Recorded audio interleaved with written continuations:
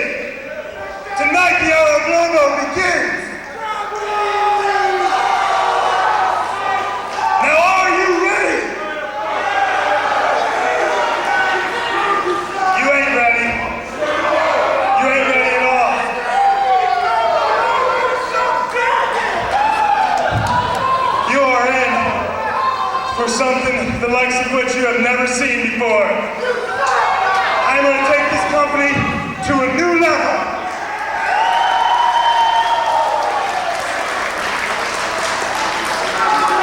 Just think, you're all going to witness history taking place tonight. This is what you can tell your kids and your grandkids about. No, tell my kids about changing dad, please! This whole thing is starting tonight. Be ready.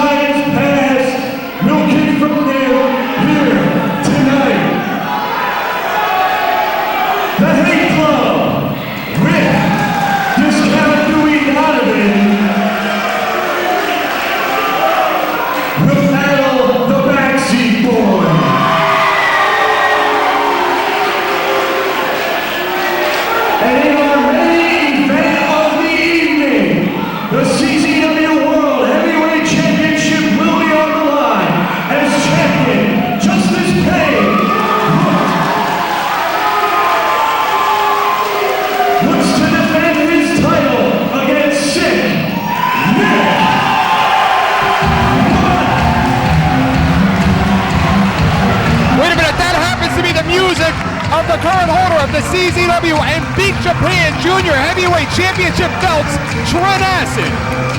That's right, Eric. You said it right. I don't understand why his music is playing. I would have to assume, using logical deduction, he is about to make his way to the ring.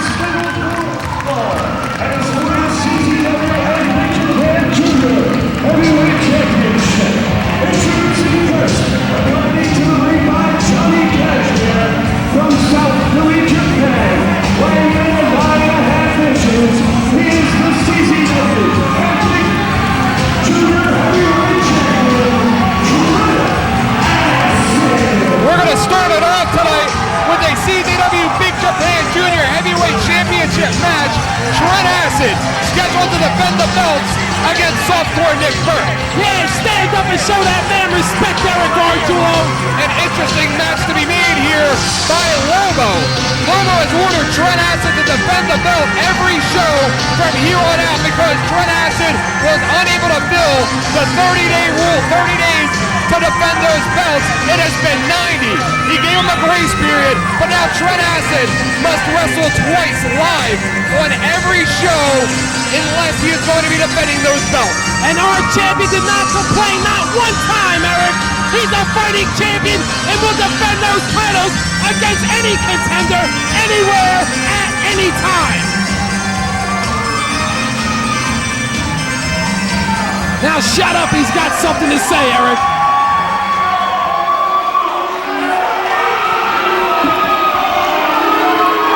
It's not just against any contender tonight, it is Softcore Berk. You heard him, shit him! Well. I guess you fans are lucky tonight.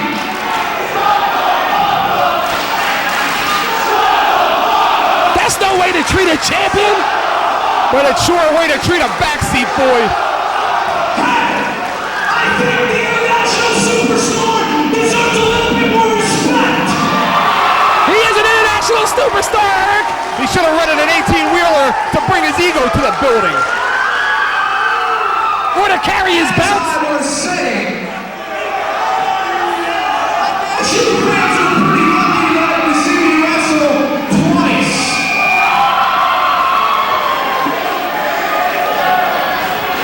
I have beaten everyone from here to Japan, and I don't feel that I have been a title every month.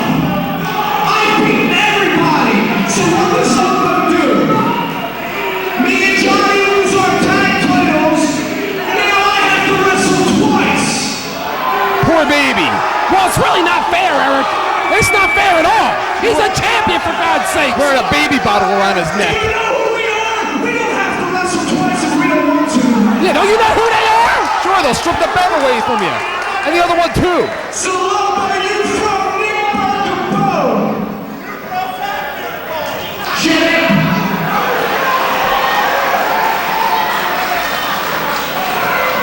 But I'm gonna do you one better. Johnny. Since Johnny Cashmere never ever gets involved in my matches, What tapes are he watching? as a true champion, then I do this one alone tonight. He doesn't get involved anyway, Eric. We'll deal with the hate club later. But for right now, let me handle Berk. I can handle it by myself.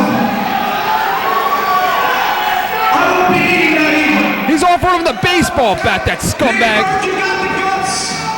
Leave your softcore connection in the back, and let's do this like two men in the ring for two of the most prestigious titles in the world. Not just the United States, people, the world. Yeah, the world, Eric. I heard him. And this match is going to get interesting in a hurry. We talked weeks ago about the history between Nick Gage and Justice Payne, but how about the history between Trent Acid and Nick Berk?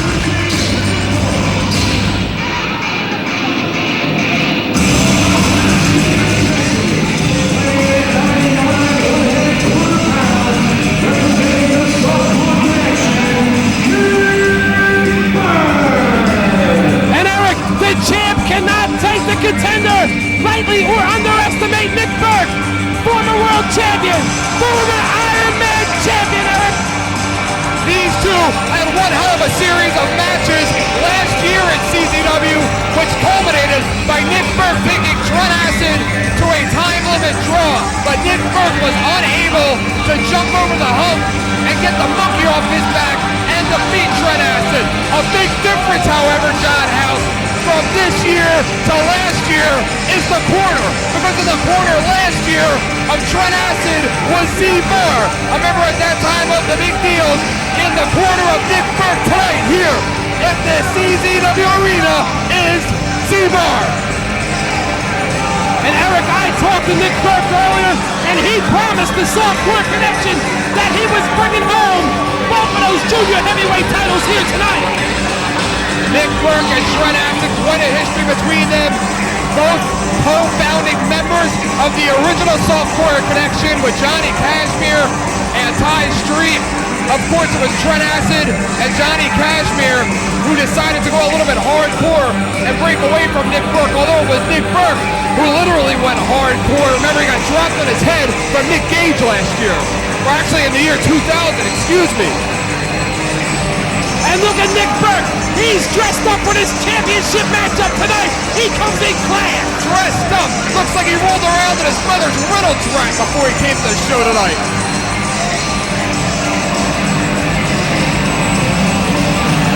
And you know, there's a hotel room in Kensington missing their shower curtain that's around the waist of Z-Bar.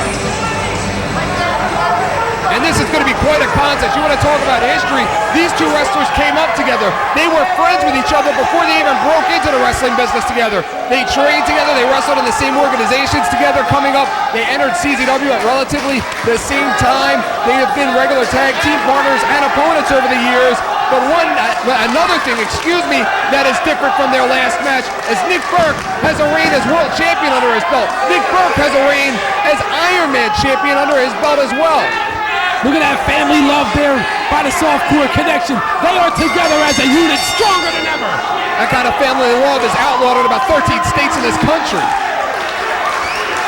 Say what you will about Nick Berk and the Softcore connection, Eric Gargiulo, but you want to show that man a little respect. And Trent Acid taking it to Nick Berk early with a big right hand. Nick Berk now with a little bit of an aggressive presence. Trent Acid flips over, rolling cradle. Kicks out, does Nick Berk. Trent Acid up and over Nick Berk. Nick Berk leapfrogging a big right hand. And a reverse chop. And another. Trent Acid now with a headlock. Nick Berk shoots him off. Trent Acid blocking, using one of those feet that he uses for that dreaded, vicious Yakuza kick. Big sunset flip. Kick out by Nick Berk.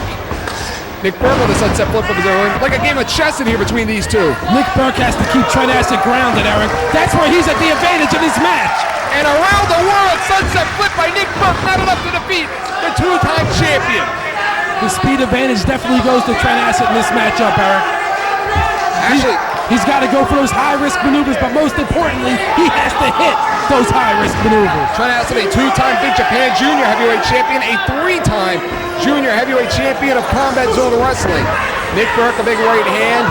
Nick Berk, something that he has been unable to do in his career, has proved himself as a junior heavyweight in CZW.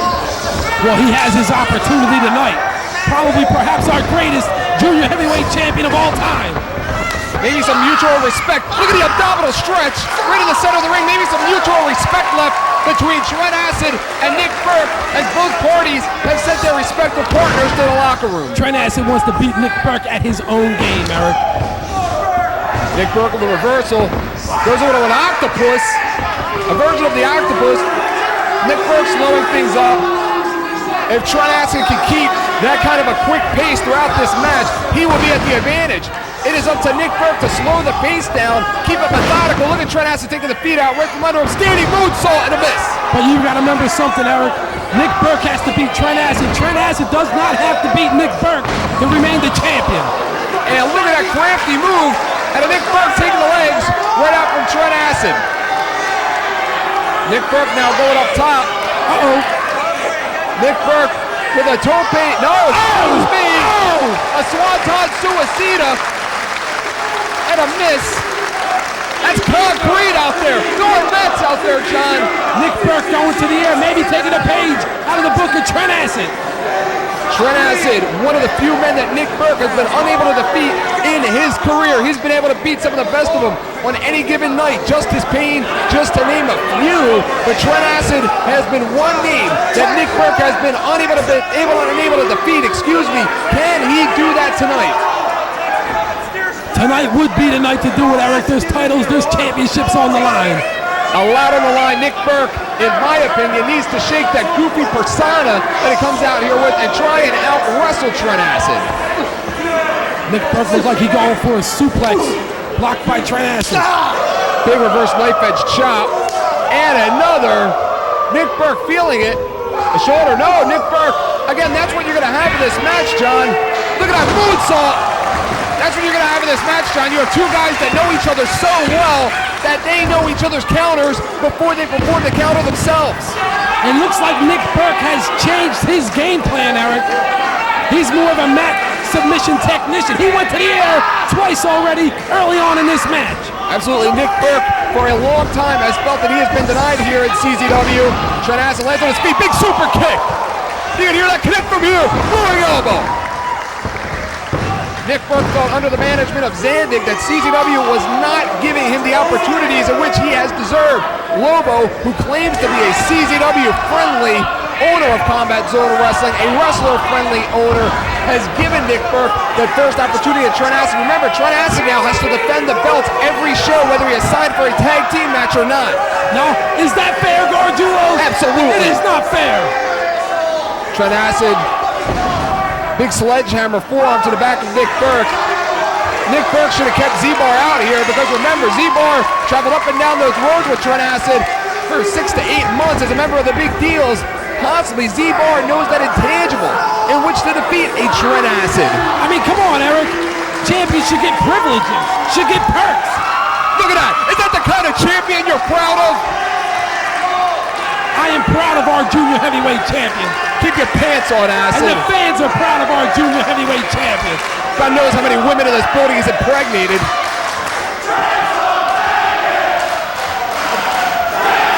Hey, that's your friend. That's your buddy. Trent Acid a little upset. Do these people have any idea who they're talking to? This is his hometown crowd. Trent Acid now setting him up for another big chop. I'm sorry, Eric, but he's from South Philly, Japan. And where is that? In the suburb of Ikebukuro? Trent Acid now sets up Nick Berk. Nick Berk with the big reversal. Shades of their great series of matches from the year 2001. Trent Acid with a big knee. Almost Knee like right there to the jaw. Almost like a shining wizard. Missile drop kick to the back of the head. Trent Acid springs up like a cat. Look at how quick he is in there. Oh! Changes direction with the body press. The splash. Not enough. 2 count there by Brian Logan. Trent Acid now. What weighs more on his mind? The match with Nick Berk or any other previous commitments that he has signed over the next several months here in CZW? Remember, coming up on May the 11th, it is going to be him and his partner Johnny Kashmere taking on the Briscoe brothers. And what a match that's going to be, Eric. And the winner of that match should get a shot at the tag team titles. And Trent Acid loses his balance, but remember, Trent Acid will also have to defend both of these singles championships on that night as well. Reverse suplex! You are kidding me! Excuse me, Trent Acid! Right to the outside, Eric, on that concrete. What a fast-paced, high-impact match that we are seeing here tonight on Big U TV. And what's more important to the champ is those titles, Eric. He's not thinking about the Hate Club in his tag team match later on. Neither man has anything to be ashamed of in their accomplishments in splitting his tag team partners in the year 2000. Trent Acid has gone on to win multiple junior heavyweight championships, of course, has held the CZW Tag Team Championships on 2 occasions since leaving Nick Berk. Nick Berk, on the other hand, has held both the Iron Man Championship and the World Championship. Of course, he has held both belts for a combined of 6 to 8 weeks. He would like to get a belt around his waist that he can hold for more than 2 months, I'm sure. You know, you just sit there and tell everybody about the good stuff, but you always want to throw in the bad stuff, Eric. Trent Acid getting that boot ready. You know what he's looking for. You know what he's measuring up for. He feels it. Yakuza kicked up. Nick Berk goes for an elbow. Trent Acid again with a roundhouse and another block. And a Yakuza and a miss. Nick Berk with a clothesline and a miss. Trent Acid with a clothesline and a miss. Cross body. Both of them going for the high cross body. They both paid for it. These 2 wrestlers right now would like nothing more than to not only win this match, but knowing that our best of the best 2 is right around the corner. The winner of this match would put themselves in a great position for the upcoming tournament. And that's on June the 8th, Eric. Best of the Best 2002. Absolutely. Nick Berk, of course, went 2 rounds in our original Best of the Best tournament. Trent Acid went all the way to the finals, but lost to the winner, and some say because of the early interference of his now partner and best friend, Johnny Kashmere. What do you think about that? That may have cost him, but Trent Acid had to wrestle 5 times in that tournament. Nick Berk now going for the Backseat. Backseat. He nails this. That's going to be it. Trent Acid though spins out of it. Trent Acid has done his homework on Nick Berk. Berk reverses again. Berk driver. He's going to set up for the Berk driver. Trent Acid lands at his feet. Small package. That'll do it. 1, 2. Not enough. Nick Berk now catches him. Rolling almost like a standing rolling Oklahoma roll. Nick Berk now takes both feet out from under Trent Acid. Trent Acid has little left in the tank, unable to bridge up. There he goes. These guys have put on quite a show out here, have wrestled quite a fast pace, are getting a little bit fatigued. Trent Acid now springs up once again. Nick Berk in position for that high cross body press. Berk rolls through. 1, 2. That's going to be out. Trent Acid now winding up. Ducks under Nick Berk. Nick Berk, big German suplex. Drops a right on his head. Unable to hang on to that suplex, Eric.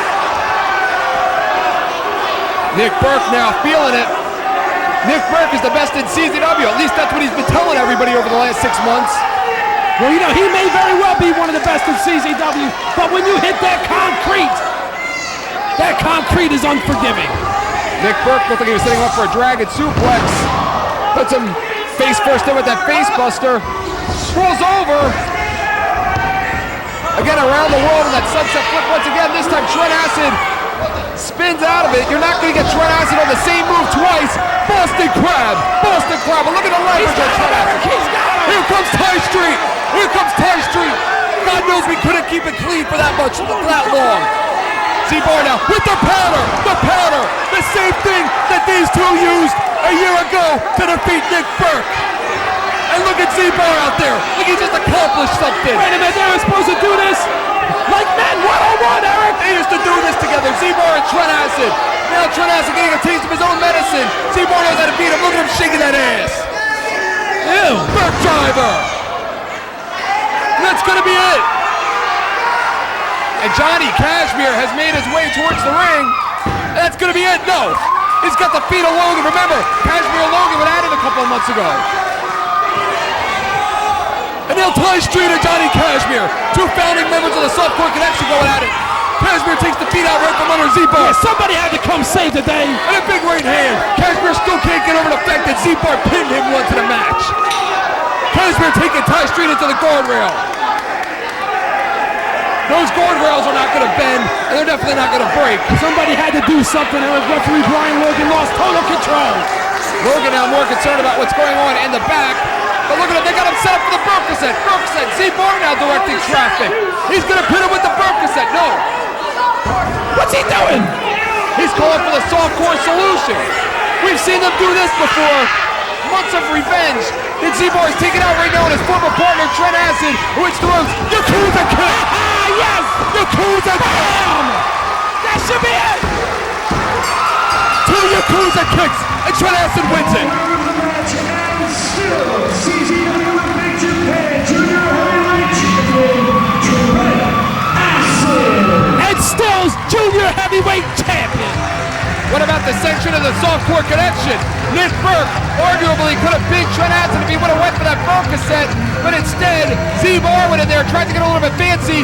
Was Z-Bar possibly working with Nick Berk, or maybe even Trent Acid? Come on, Logan, give him the bounce. Could you imagine if there was still some kind of an alliance between Trent Acid and Z-Bar? You know Z-Bar was in love with Trent Acid. Oh no, Eric, never. Lust is one thing, but it's hard to break love. Our champion wanted to do it one-on-one, Eric. You heard him. You know Z-Bar used that poster of the Trent Acid up in his room, watching the Trent Acid tapes all the time. He probably still does.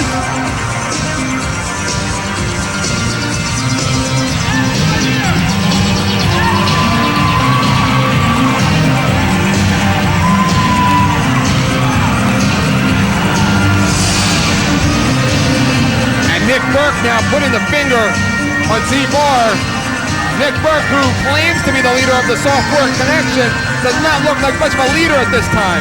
But Eric, Nick Berk had that match, Eric. He could have been the new champion until Z-Bar interfered. And look, we got problems in there. We got problems in the Softcore Connection. What's Z-Bar doing in there? Has he done enough for tonight? He just pushed Berk back. We got problems. We're gonna see it. Make me want to vomit. Look at Z-Bar. What was that? He just grabbed his ass. Ew! Ew! He just copped the feel. Ew! Look at Z-Bar. Looks like he just got done making one of those Bukaki films.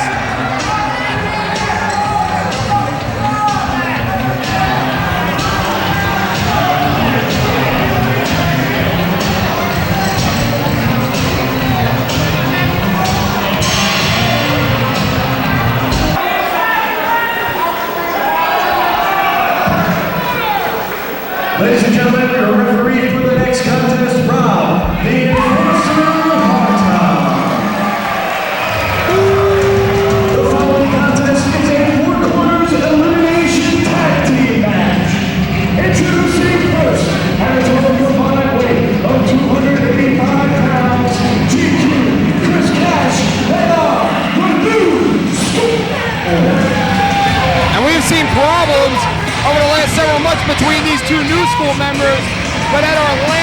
here at the CZW Arena. It seems that these two have put their differences aside and reformed their tag team. The new school, Eric, and what a tremendous opportunity they have here tonight, because inside that ring will be their mentors, the old school team of Dahmer and Valentine. Not to mention the fact they will be stuck in there with Knoxx, and of course his partner Chris Stylz, and the Softcore connection, Ty Street and Z-Bar.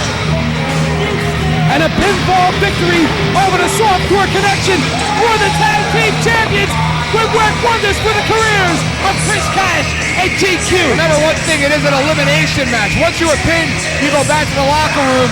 This match will continue until one team remains.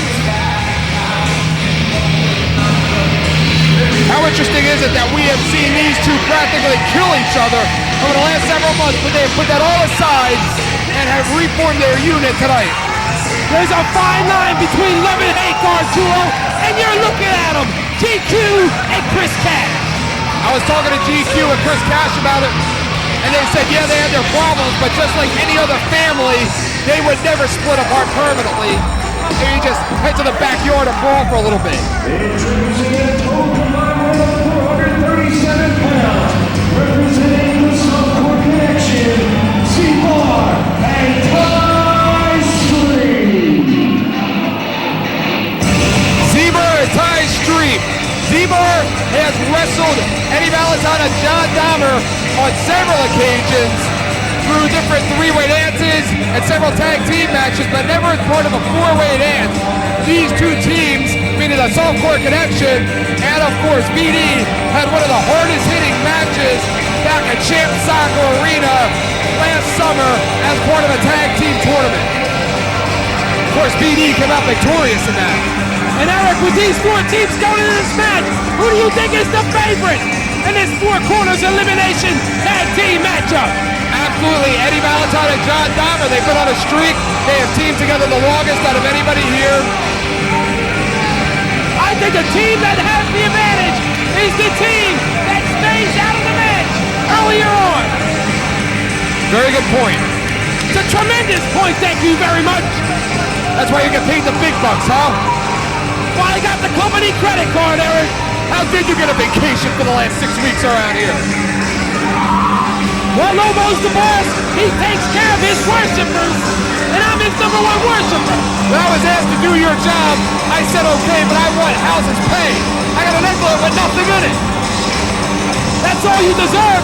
And the boss said, when you start working, you'll start getting paid.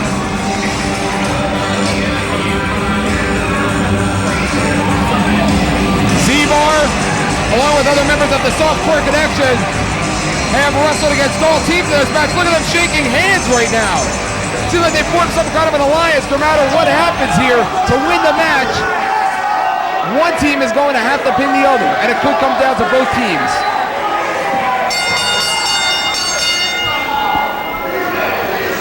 These two teams will start off the match, then the next team will answer, and we may have a 2-on-1 tag team advantage until we get all four teams to be a part of this matchup. And what a major disadvantage it is to be the first two teams inside the ring, Aaron. Z-Bar has been on quite a streak as of late. Completed a successful tour of Japan not too long ago. Was successful here in this building in a three-way dance last month. Ty Street, of course, has had his problems with that other fake Ty Street.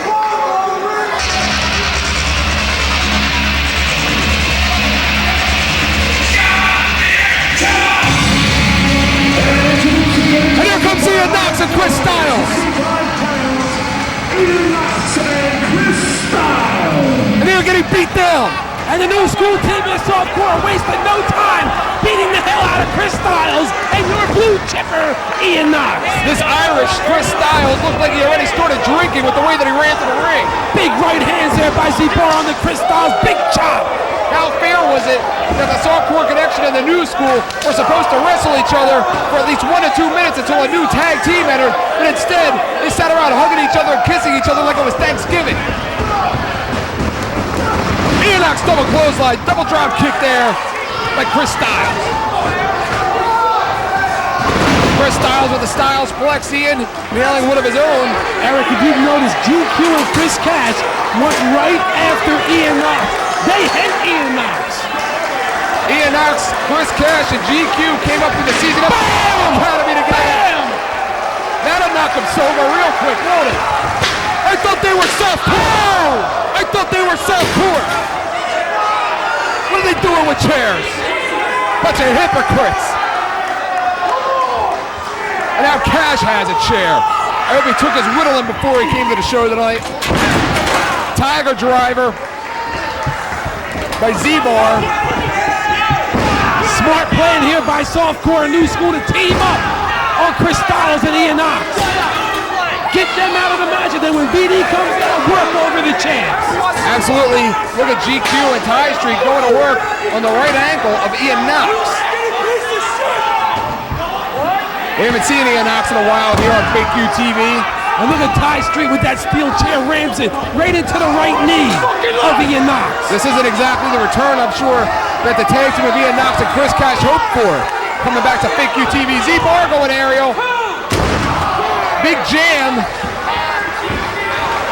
Well, Eric, I really don't think this is the kind of return they want. You think they came in and asked for this? I don't think so. Z-Bar hits the toe jam. May have broke the ankle on Ian Knoxx.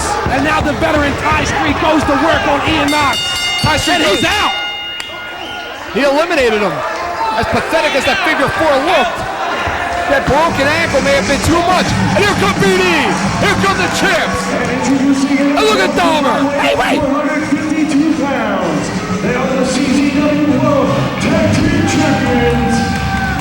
Cass Valentine, John Dahmer,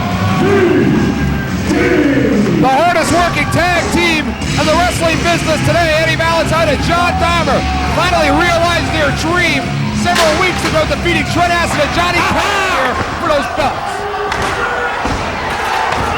Eddie Valentine and John Dahmer looked too preoccupied with the softcore connection, took their minds off their former students. Look at Chris Cash. Beautiful dragon suplex there by Chris Cash. Showed his teacher up there, Eric. Absolutely. Big standing drop kick by the agile Z-Bar. And this is what CZW is all about under the new management, new leadership of Sheriff Lobo. You gotta love it, Gardulo. GQ with an STO, taking out Eddie Valentine. Z-Bar and Ty Street seem to be in the most control of this match. Could you imagine if John Dahmer and Eddie Valentine were pinned by their former students? Oh, it could happen, Eric. They taught the new school team everything they know. Ty Street hits his version of the street driver. I think it's time for the donkey punch. And Z-Bar now hits the donkey punch. John Dahmer was just donkey punched in the middle of the ring. Look at GQ taking advantage of the ample opportunity, putting the boots on his former team. Look at that, Eric. They just dismantled our tag team champions. I don't think you can trust either one of them. Instead of posing for the camera, they should go to seize the pinfall opportunity. Dahmer and Valentine are up. A quadruple Saito suplex. Excuse me. Right on the back of their necks. That move should be outlawed. They just try to break the necks of the new school team and the softcore connection. It started out as 4 teams. Now we're down to 3. Ian Knoxx and Chris Stylz eliminated early. Ian Knoxx may have suffered a broken ankle in that match. In this match, Eric, I gotta go with Chris Cash and GQ to take this match, to show their teachers just who is better. It's as if Chris Cash just became infected with the high five. The high five, John. The hit.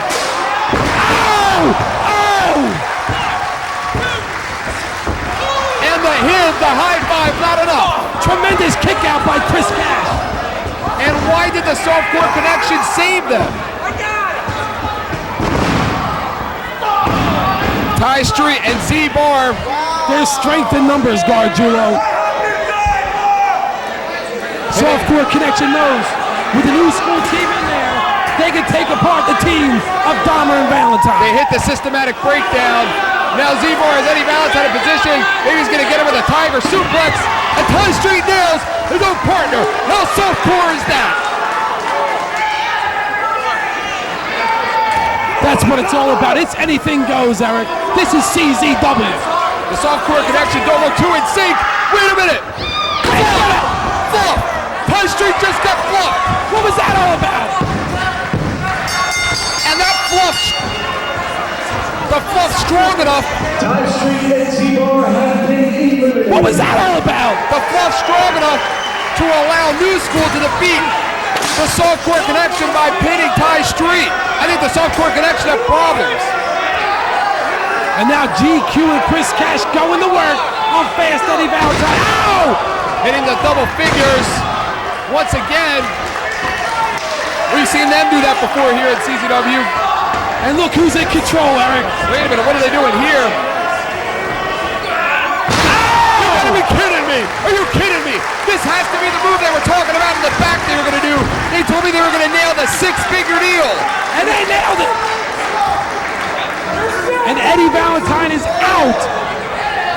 New School looking to have the best opportunity at this point in the match. Dahmer now with another big right hand. Dahmer may have to go with this one all by himself from this point forward, Eric. Eddie Valentine has taken a beating. Dahmer and Valentine may be preoccupied with the fact that they have already signed to defend the CZW World Tag Team Championship belts on May the 11th against the Hate Club. Eddie Valentine on fire, Eric. Where'd he get it from? Dahmer now puts the boot. No, not at all. This New School here could take advantage of that opportunity, maybe in the psyche, in the back of the mind. Palm strike! Palm strike! Power bomb! Drives him again! Drives him into the canvas! Wait a minute! Ow! Ow! The deep, excuse me, Doomsday Device! Doomsday Device! That was double teaming, Eric. It sure was! By the tag team champions! What a clothesline! Dahmer tried to take the head of GQ right off of his shoulders with that. Can you imagine what will happen when they meet the Hate Club on May the 11th right here in this building? I'll tell you what's going to happen. Eddie Valentine's going to get exactly what he deserved for putting his hands on me. Eddie Valentine with the Doomsday Device. I wish they would have taken you out a little bit longer. Drives the elbow right into the sternum. And that's enough. BD are the winners. Totally unfair. Ladies and gentlemen, the winner of the match, John Dollar, Fast Eddie Valentine,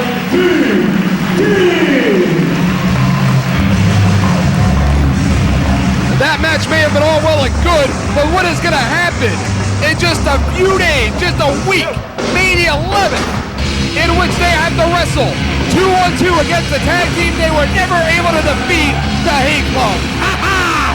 Every dog has their day. And their time is running out as champions, Eric. Tag team champions we can all be proud of here. Are you proud of them? I'm not proud of them. Eddie Valentine assaulted me, Eric. Should have heard you. Should have heard you more. Those are two champions we can be proud of. Two of the hardest working wrestlers in the business.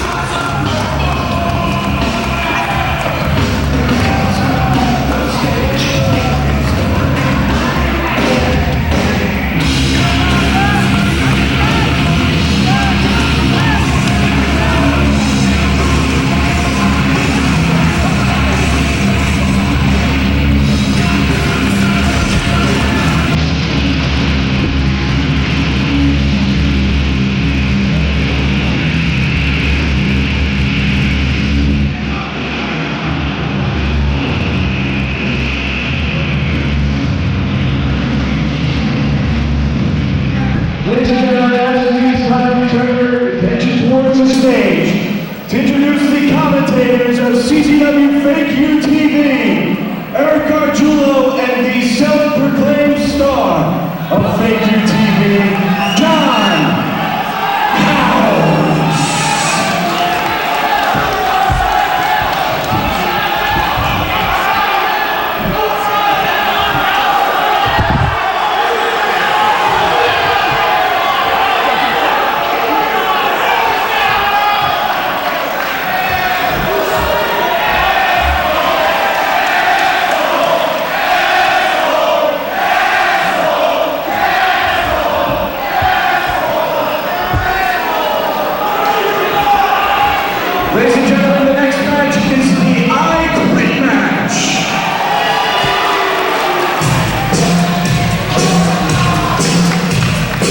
you hear what they just called me?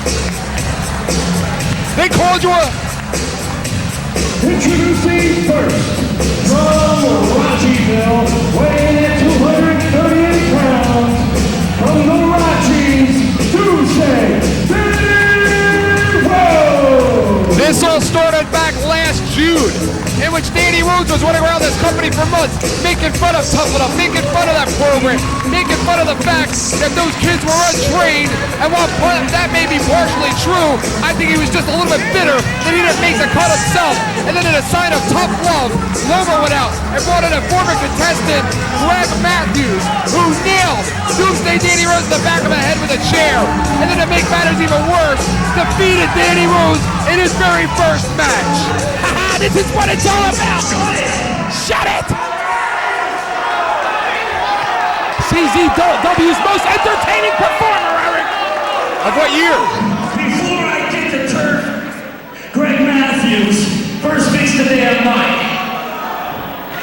I don't want to talk about these other jabron companies that come in this legendary building and are the absolute drizzling shit. I think I've seen a few of them. I came to this show last week. Fix the mic, hard time.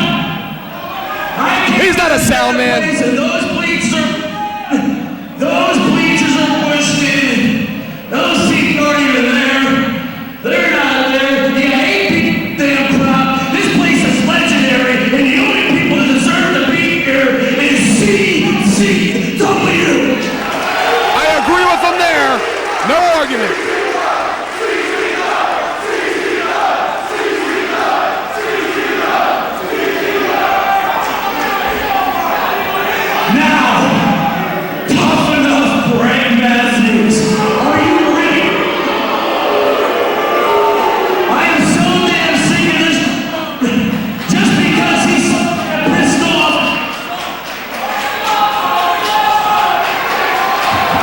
Think Lobo would be able to get a working microphone in here. We got a new boss, and we got microphones that don't even work. Makes me sick. Makes me want to vomit. You know Sheriff Lobo don't like you anyway, You're Eric. right. All I'm gonna say is, Harvard Chris, come on and take your ass kicking. Harvard Chris. He's called him Daryl Chris, Josh Taylor.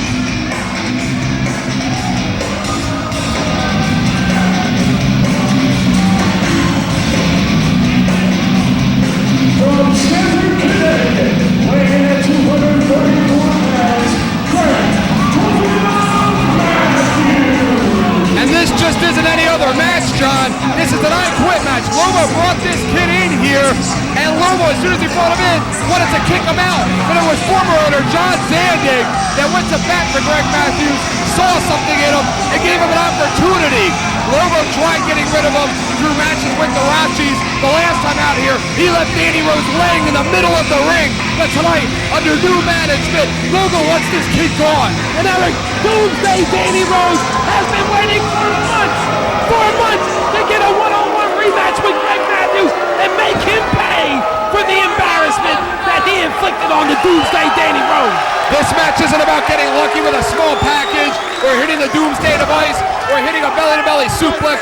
This is beating your opponent so bad, either into unconsciousness or beating him so violent and so brutal that he just cannot continue. No matter how much training he had by the legendary Al Snow and other wrestlers, you know he was never trained in an I Quit match. And Eric, one thing that I know for certain, Doomsday Danny Rose in his entire career never ever uttered the words, I quit. He may have uttered them one time, and that of course got him kicked off the TV show. That is what Danny Rose has been telling everybody in the back. He's been calling Greg Matthews a quitter since day one. We will find out tonight who the quitter is. An Iron Claw, an Iron Claw. I haven't seen that since the days of Texas. Great move there by Danny Rose, goes right for a submission hold. The claw, Eric. When was the last time you seen the claw? Texas 1986. Bam! Danny Rose hits the Rachi Slam. That's the power of Doomsday Danny Rose. Danny Rose without his partner Adam Flash. Adam Flash is in the building, so that is something you have to keep your eyes out on. Be quiet, John. You're about to hear a kid get chopped. He wants him to give up. I think I heard him say, I quit. Danny Rose all over Greg Matthews. Danny Rose has been unable to shake the loss of Greg Matthews. Greg Matthews, with no matches under his belt whatsoever, was able to defeat Doomsday Danny Rose during the summer of 2001.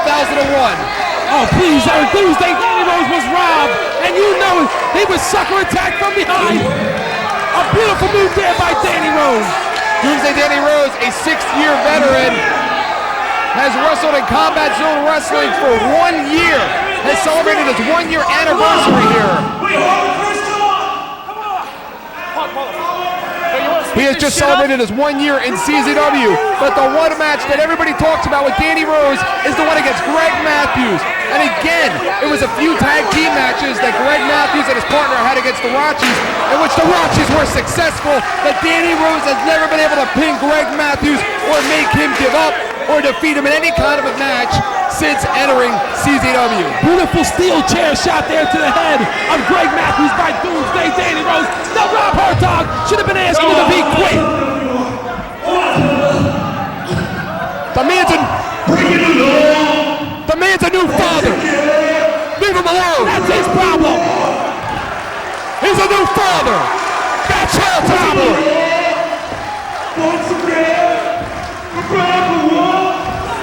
Enough. Makes me sick. Well, Rob Hartog would ask him, Doomsday Danny Rose wouldn't have to do Hartog's job. I'll pose this question to you, John. What do you think will happen to Danny Rose if he loses this matchup? Eric, it's never going to happen, Gargiulo. It can't happen. We've seen world championships change with this move in the past.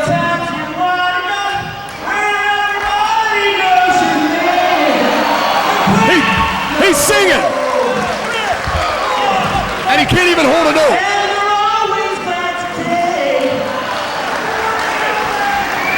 It's like karaoke night at Viking Hall.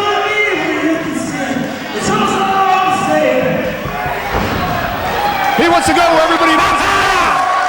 Doomsday Danny Rose, brother, in the house, Gargiulo. Remember the last time out here that Greg Matthews was in the CZW arena, he was booed out of the building. And rightfully deserved. Greg Matthews with a short arm, turns it around into a neck breaker, and again, listen to those boo birds. Out of desperation, Eric. He pulled that one out of desperation. We're gonna finally see it end. It's almost been 1 year since these two have been feuding. Can you imagine how fast has the year gone? And Eric, it's been building up in Doomsday Danny Rose for so long. He hates Greg Matthews. He has nightmares about Greg Matthews.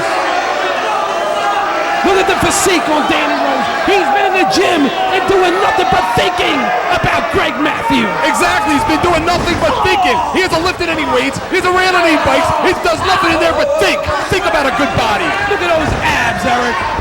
And the Kaja Hajime. The Kaja Hajime applied by Greg Matthews. Oh, look how Rob Hartog gets right down to ask Doomsday Danny Rose if he quits, and is very reluctant to go over and ask tough enough Greg Matthews. Greg Matthews has trained quite extensively before and since he has entered CZW. Has put countless hours in the gym working out. Has put countless hours in the tape room. Big illegal close fist right hands to the jaw of Doomsday Danny Rose by Greg Matthews, Eric. Hey, genius, anything goes. It's an I quit match. Ow! Big spine buster. Who do you think's gonna quit first? Oh, Greg Matthews will quit before Doomsday Danny Rose will quit. Do you think Greg Matthews even knows the words quit? Eric, you don't become the CZW's most entertaining athlete because you're a quitter. Some say he may be a quitter already for what happened last year to him for the world to see. Greg Matthews now hits the ropes, clotheslining Danny Rose on the top rope. Illegal use of the top rope. Greg Matthews, the inexperience showing because he is unable to follow up. He's throwing those chairs in there. Remember what happened the last time we had a sea of chairs. He's asking the fans for chairs and they're just giving him the finger. That's high. They're telling him he's number one. Oh, he's number one, all right, Eric. He better stay on top of Danny Rose. Greg Matthews with a shot to the ribs. Danny Rose slow to get up. He gave him too much time to recoup, Eric. He had this match right where he wanted it. He's worked Danny Rose's neck over quite extensively. Danny now has him set up for the tough enough driver. No. Wait a minute. The snowplow. The snowplow. Greg Matthews hits the snowplow. He has worked the neck of Danny Rose over quite extensively in the last few minutes. But Eric, this is an I quit match. Snowplows, he may have gotten a 3 count with that, Eric. It may be better at this point, instead of risking a permanent neck injury for Danny Rose, just to chalk this matchup as a loss and quit. Danny Rose is not a quitter. How many times do I have to tell you? Look at Greg Matthews. The fans hate him, Eric. It was very smart of Greg Matthews to go right back to work on the neck. Remember, he left him laying after powerbombing him on a sea of chairs. Big right hand there by Greg Matthews. I think they heard that right hand up at tracks in Connecticut. What? What did he just say? I think he said, what does everybody want? Everybody wants you to leave.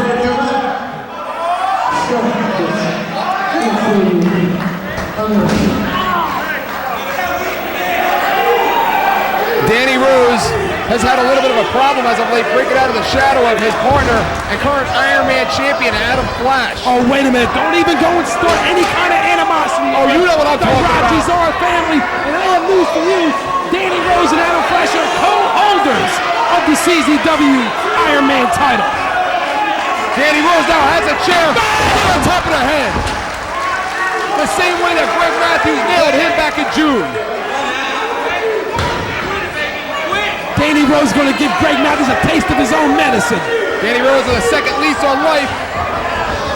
Goes to a tough enough driver on the chair. A tough enough driver on the chair.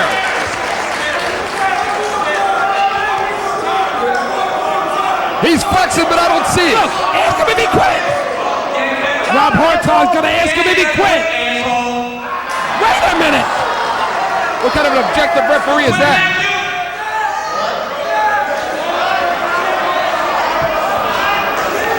Greg Matthews is in trouble. He can't even understand what Rob Hartog is asking him. Look at him, can barely stand with his feet right now, going on pure instinct. Danny Rose catching him in a Boston Crab. This ain't Trent. This is C. And look at him sitting right on the edge of the back. He's got him right in the middle of the ring, Eric. There are no ropes. He's got it cinched in. He has back problems. Remember, he has back problems. He just quit. He just quit. He has back problems. He just had his back fused together several weeks ago.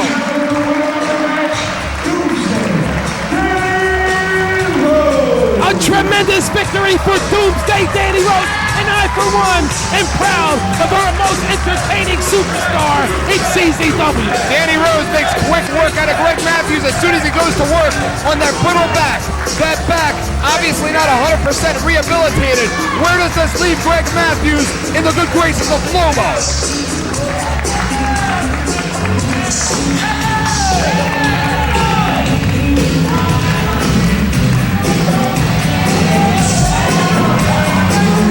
Greg Matthews did the smart thing. Hey, it's not the first time he quit.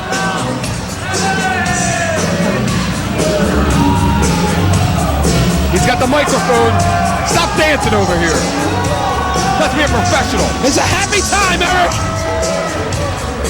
Watching you dance is looking like it's like watching a chicken in heat.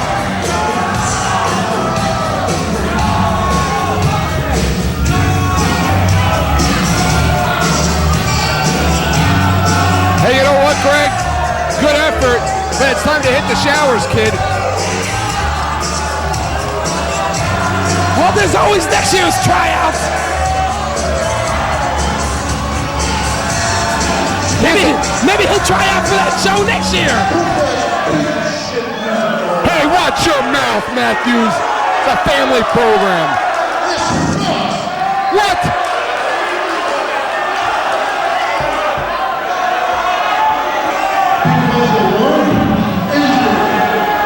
One bad injury instead of having a developmental contract with the big boys up north, What? I'm forced to wrestle in the armpit of the United States, South Philly.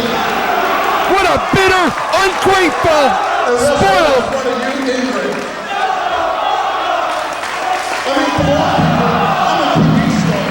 A TV star. Wait a minute, Eric. He has a point there, Eric. He's a quitter. I see that in him. I see that in him, Eric. He's a star. There are guys in this company that have been wrestling for 14 years that don't have developmental contracts. Forget Tuesday takeovers. Forget all you morons. And if you don't show a little bit of respect, forget CZW. Warner, to be respected, you need to gain respect. What an ungrateful, spoiled little brat. Talk about a kid that had too much early. Give him a little bit of respect, Eric. I'll give him nothing. He's a TV star. Let him pay it due. Let him pay it due. When's the last time anybody asked him to do 500 Hindu squats? I knew there was a little bit of meat in there.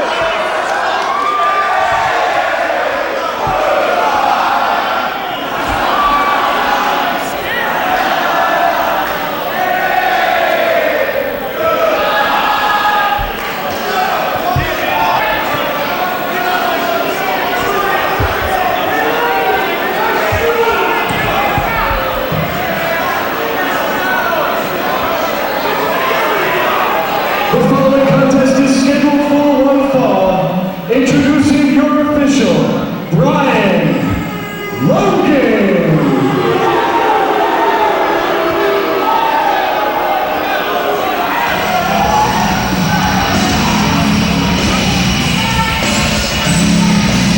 Introducing first, at a total weight of 390 pounds, from Smoke Creek, Oklahoma, Kenny and Kino, the Midnight Outlaws. Kino and Kenny Murdoch hitting the ring. Looks like Kenny missed a few weeks in the gym. Looks like somebody needs to beat him. And these two made their presence quite known last month when they jumped Jay Briscoe. Wait a minute, Eric. Don't even make fun of what happened to Kino Murdoch. He just got a slight case of anorexia over the last few weeks. He's a sick man. Show him a little bit of respect. What kind of heart do you got? Kenny Murdoch looks jacked. He's bulimic. Introducing their opponents, at a total combined weight of 470 pounds,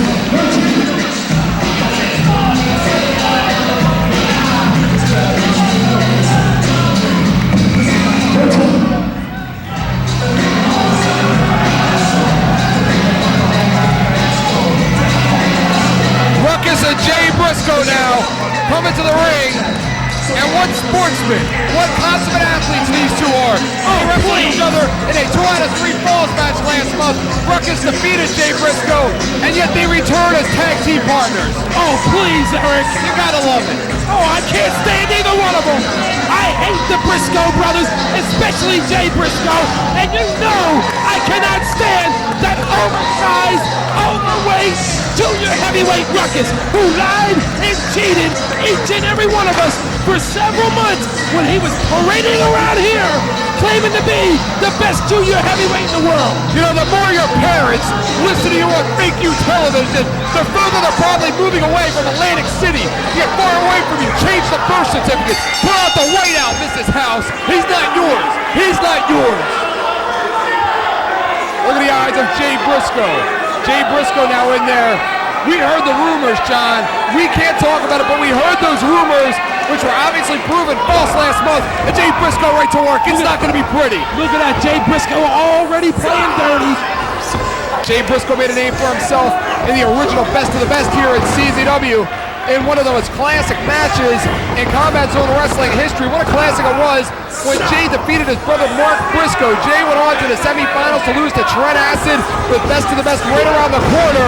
Jay Briscoe, of course, is looking to make a return and possibly go all the way to the finals. Big arm drag there by Jay Briscoe. Kenny Murdoch on the wrong side of the mat there, Eric. He's in the wrong corner. That's Keno, you idiot. And of course, Jay Briscoe missed several months of action here as a result of a broken arm by the Hate Club and Dewey Donovan. His brother Mark Briscoe had his arm broken by the Hate Club and Dewey Donovan, but Jay Briscoe is now back and 100% rehabilitated. Oh, please, I wish they would have broke both his arms. Scoops him up and sits out with the Briscoe driver. I mean, come on, Eric. I wasn't the only one happy to see Jay Briscoe out of CZW, but the fans were happy not to see Jay Briscoe at CZW.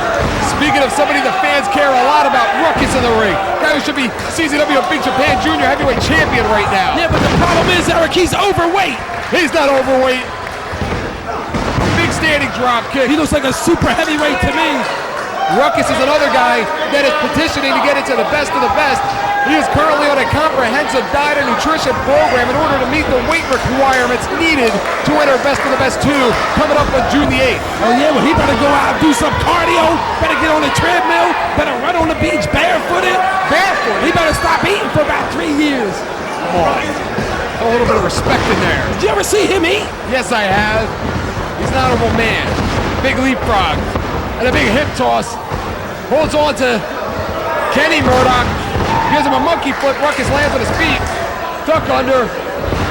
German suplex release. No. Ruckus now finds himself on the receiving end of a big boot to the midsection there by Kenny Murdoch. Hits the ropes. Ruckus now with the wheelbarrow suplex. Turns him around. And Kenny Murdoch holds on to a tornado DDT. Tremendous move there by Kenny Murdoch, Eric. Ruckus and Jay Briscoe team for the first time back in August. Ruckus substituting for Mark Briscoe after he was injured, jumped, and assaulted by the Hate Club and Dewey Donovan. They went to the finals of a one-night tournament. Of course, this is the first time that they have tugged together since then. Yeah, you're talking about where Ruckus likes to find himself. He likes to find himself at the Italian buffets.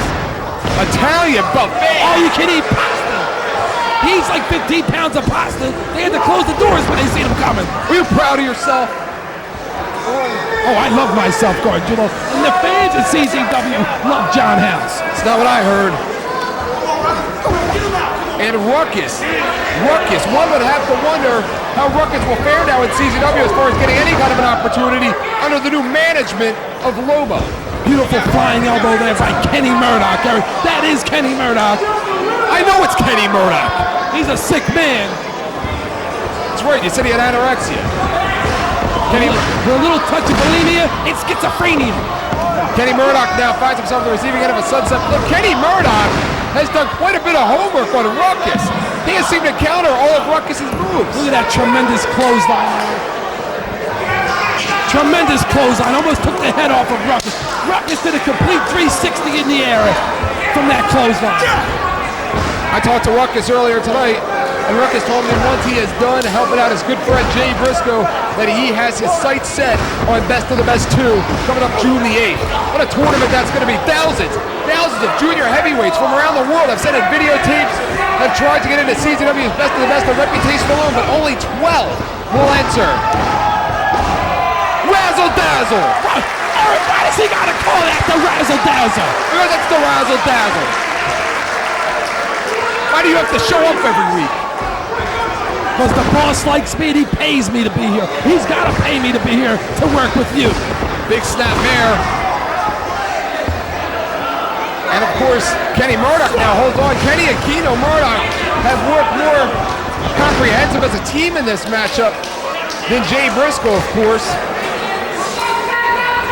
Well, you know, Jay Briscoe and Ruckus were just killing each other just a few weeks ago, Eric. Do you think that they are a solidified, cohesive tag team unit? A solidified? Where do you get your grammar from?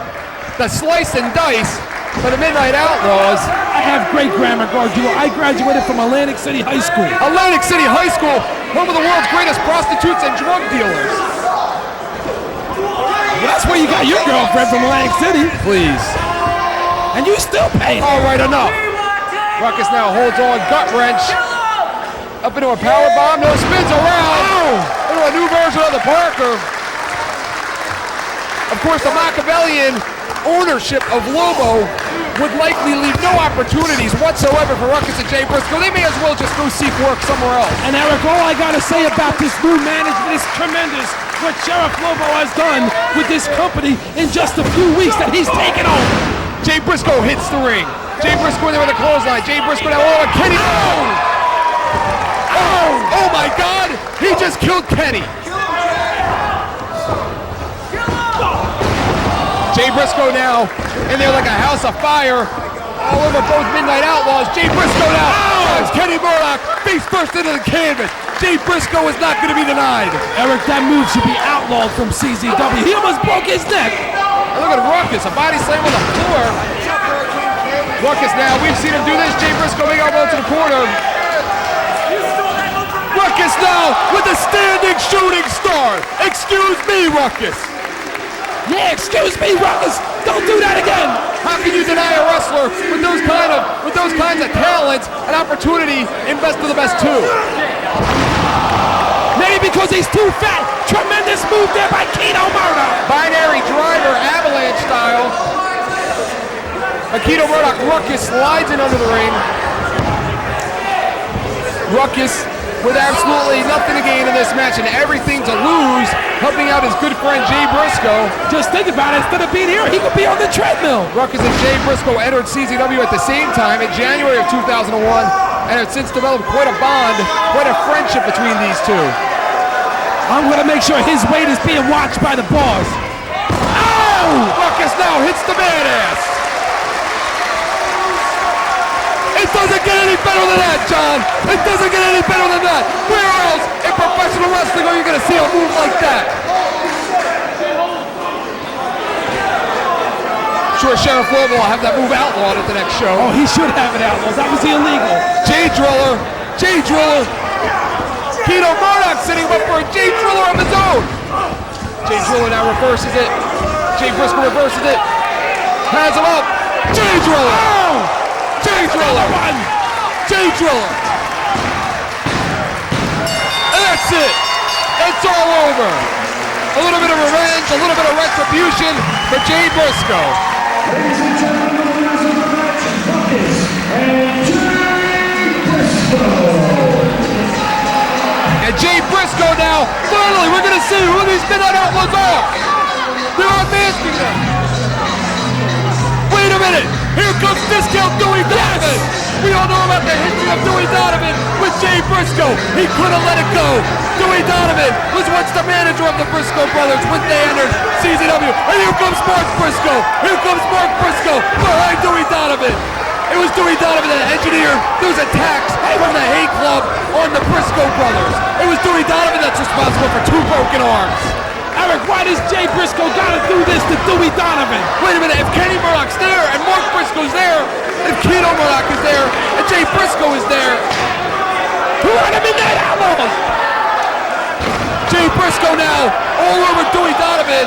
The frustration, remember, Dewey Donovan was an abusive manager, emotionally and physically. Refused to give the Briscoe brothers opportunities at his then tag team champions, the Hate Club. Once they broke away, they of course defeated the Hate Club and won those belts. Oh please, Eric, if it wasn't for Dewey Donovan, the Briscoes never would have been on top here in CZW. Look how successful they've been since you know it. Dewey Donovan just can't let it go. He just can't get past it.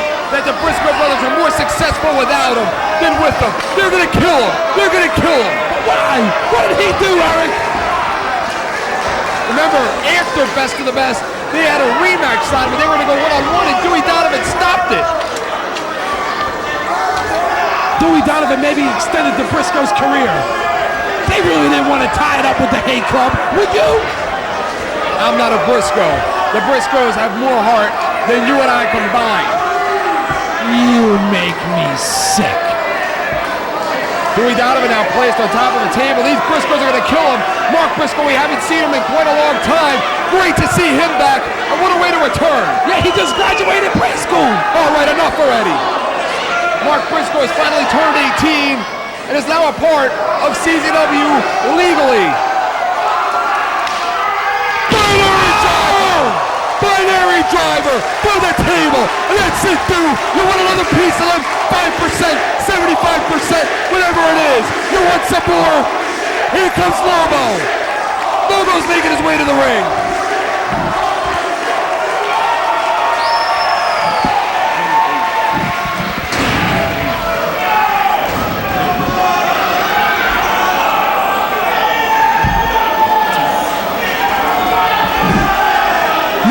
The boss. Somebody had to do something. And the boss. What's his problem with these boys? What's his issue? They had a fair.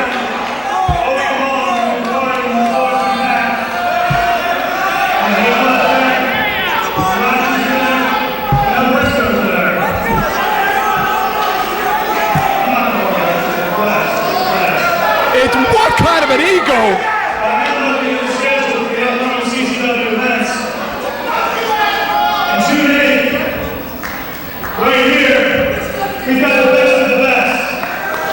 Best of the best officially announced. June the 8th. These Briscoes are going to tear it up.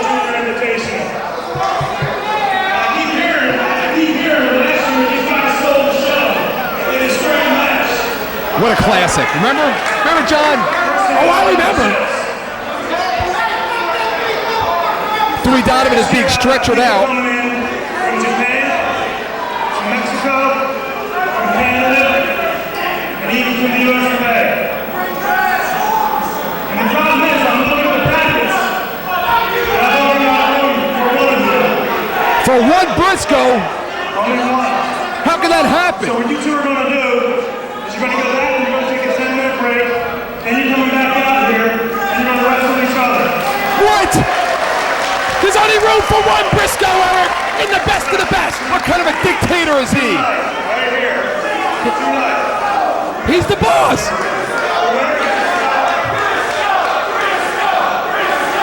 We're not going to have to wait until June the 8th. We're going to see it tonight. Tonight right here on Thank You TV. The winner gets to go on June 8th to compete in the Junior Invitational Tournament. And the loser gets to buy a ticket and watch in the crowd. So we'll wish the best of luck. Go back for a break. Come back out here for game day. Coming up in a short bit, it's going to be Briscoe versus Briscoe. And the winner will advance to best of the best. The loser can take the night off. This is great, Eric. Only one Briscoe will be in the best of the best.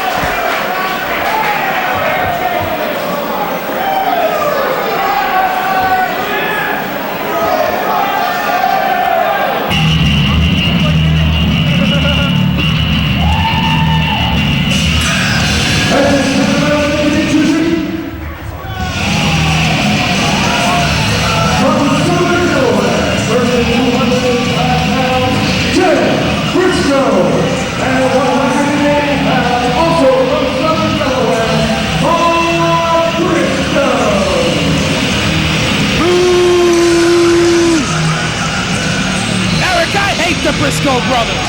This match is going to be outstanding. I hate the whole family. We saw a piece of table come up and puncture Mark Briscoe through the arm earlier.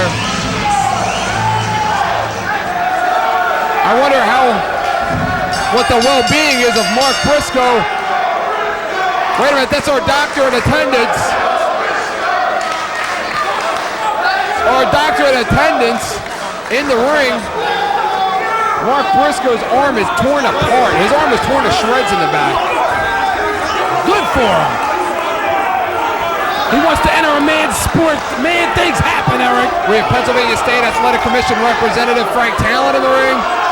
Rock and Rebel coming out. Look at Jay Briscoe. His brother's hurt. Leave him alone. Talk about looking out for your younger brother. Hold on a second. Hey, Don, what's the problem? He's answering finalization. Hey, you've been legitimately hurt. You're not wrestling tonight. Hey. Don't put your hands on the state official. He's doctor. Read my list. The Briscoes aren't wrestling tonight. Your brother has a legitimate injury. The doctor said no. That's a state rule. Looks like we're not going to have a match, John. Well, thank God. People need to shut your mouth. We're all the state rules. Wait a minute! That is the Messiah's music! The Messiah does not want to wait anymore! The Messiah's heard about it! He's heard the threats! He's read the internet! He's heard what people are saying that he is to be confronted by somebody from his past tonight! He doesn't care! He does not want to wait anymore! He wants to find out who it is, and he wants to take care of business now! With his reputation, and maybe somebody's jealous husband or something! Maybe it's your ex-wife! What? Eric, who could it be? Who's going to confront the Messiah here tonight on Fake U TV? The Messiah has a very extensive background, all emanating from the West Coast.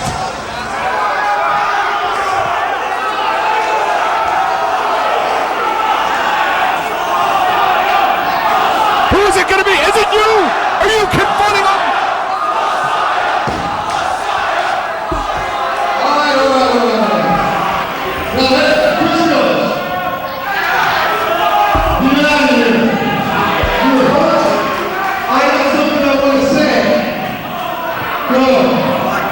Briscoes, they want a piece of it.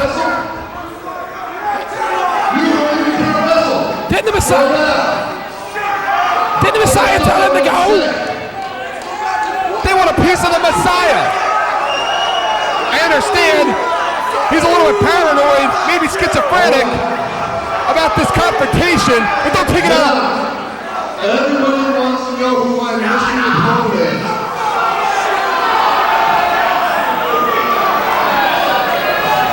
This is it.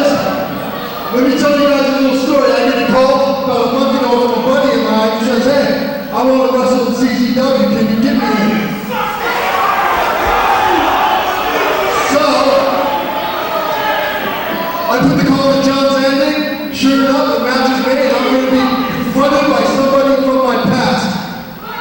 That motherfucker pumped out 2 weeks ago because Rob Black, that fat fuck over in LA. Excuse me!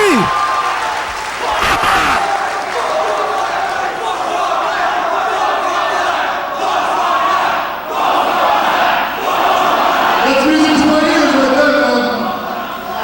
Now, he puts a call in chaos. He was supposed to be my mystery opponent, and that bitch pumped out because Rob Black said, hey, you wrestle in CZW, you don't wrestle in XPW. Well, where's that? That company is a fucking sinking ship, and I got off when I was supposed to. Somebody threw them an anchor. Rob Black, and this is the only time you'll ever hear me say that fat fuck's name in this ring, in this arena. Rob Black, thank you. Thank you for firing my ass from XPW. It was the best thing that ever happened to me because it gave me the opportunity to wrestle in this historic building, in this federation, in front of these fans. They love him, John. Listen to this. Listen to this crowd. They love the Messiah.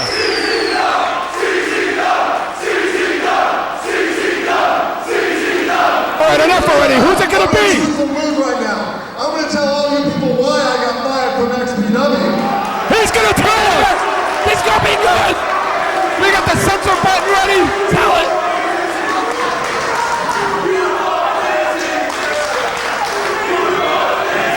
Who?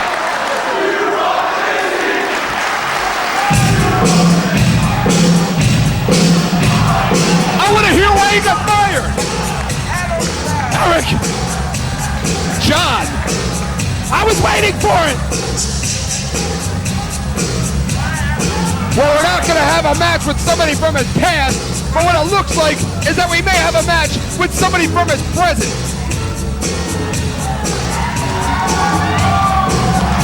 And here comes the current holder of the CZW Iron Man Championship, Adam Flash. Cut the music. Listen, bitch. You got that go from SPW because you absolutely suck. And that's why you won't be in CCW too much longer. So I tell you what, Bob, we don't need no belts hanging from the ceiling. Let's have a ladder match, buddy. What do you say? We're going to see it. I'd love to see it. No. I got one stipulation though. Let's put some barbed wire on that fucking ladder. Barbed wire ladder. What do you say, Flash? Barbed wire. Let's do some barbed wire. Go get it. I'll I'll be right back, bitch. A barbed wire ladder match for the Iron Man Championship. It doesn't get any better than this, John. What is Adam Flash doing? He went to the back, of course. Let's go, Flash. I ain't got all night, man. Wait a minute. Oh, wait a minute. This could get ugly in a hurry. Confederate currency. Who is that, Eric? That's Confederate currency, Chris Hamrick. And these two have some real legitimate issues that stem outside of the professional wrestling business. You swallowed. Now, I don't know you, you son of a bitch. But I hear you out here crying about, I'm from SPW because we all know why. The reason it's why is because you suck, you asshole.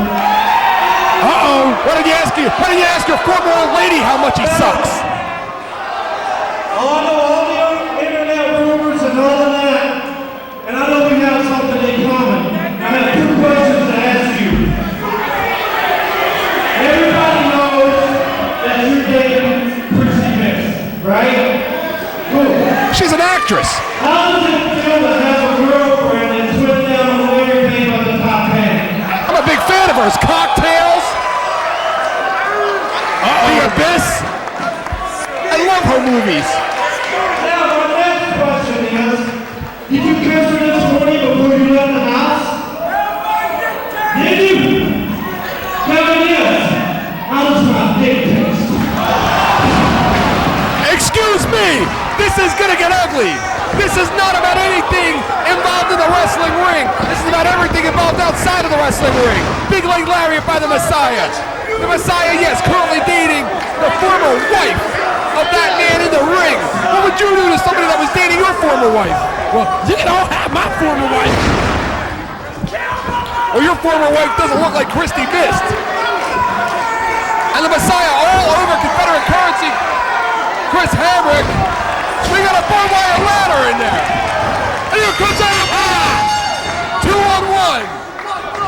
Big right hands by the champ. Adam Flash, the Messiah, developed quite a rivalry here. And wait a minute! There's a man that's responsible for making this building famous! That's Kronus! That's Kronus! Kronus has hit the ring! What do we got, a four-way, Eric? This is a tag match! Kronus and the Messiah have a history together. They were both tag team partners out in Southern California as part of the Black Army. And the interesting part is that Chris Hamrick still works for that promotion that the Messiah was talking about earlier.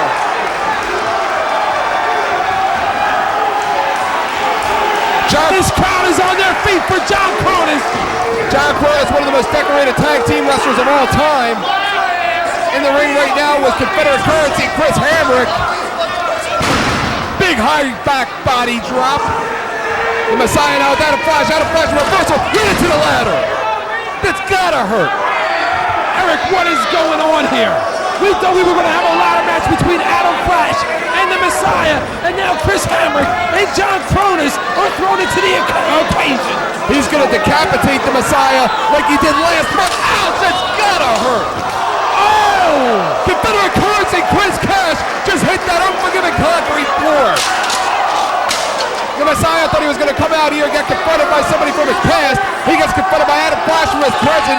And of course, Chris Hamrick, who's fighting for his honor and dignity and pride as a man. Something you don't have, John House. Oh, I got plenty of pride as a man, Eric. Something you lost about 3 weeks ago at C21 at some motel somewhere in Atlantic City. Yeah, with your girlfriend. Adam Flash has that barbed wire ladder set up. Has the Messiah in position. The Messiah with the barbed wire ladder. He wanted barbed wire and he got it. The Messiah made his reputation out west with the thumbtacks, but never has he been involved with a barbed wire ladder against an 11-year veteran. It looks like these two veterans, Chris Hamrick and Adam Flash, who have 20 years, over 20 years of combined experience together, have put together some kind of a unit here tonight. Well, things aren't looking good for the Messiah and John Kronus. The Messiah did not expect this. John Kronus already busted open on the outside at the hands of Chris Hamrick. The Messiah is busted off his steel chair by Adam Flash. I still want to hear why Messiah got fired.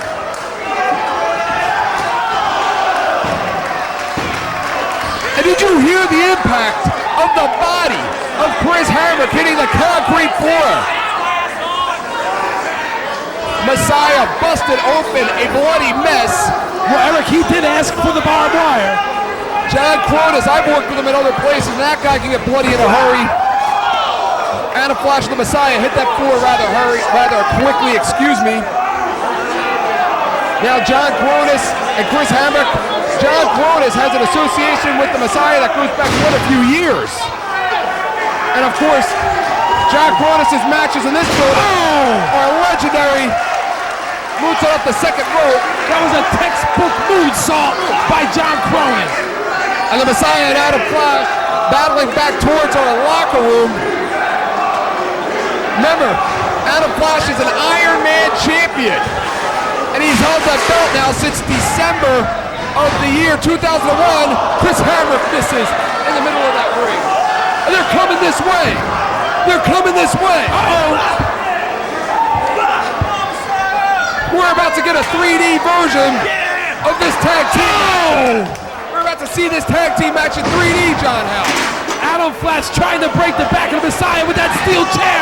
And John Kronus is in total control of Chris Hamrick. John Kronus now using that barbed wire ladder. John Kronus has been known to get extreme, but can he get ultra violent? The same with his opponent in there. Those two wrestlers have wrestled many classic matches in this building.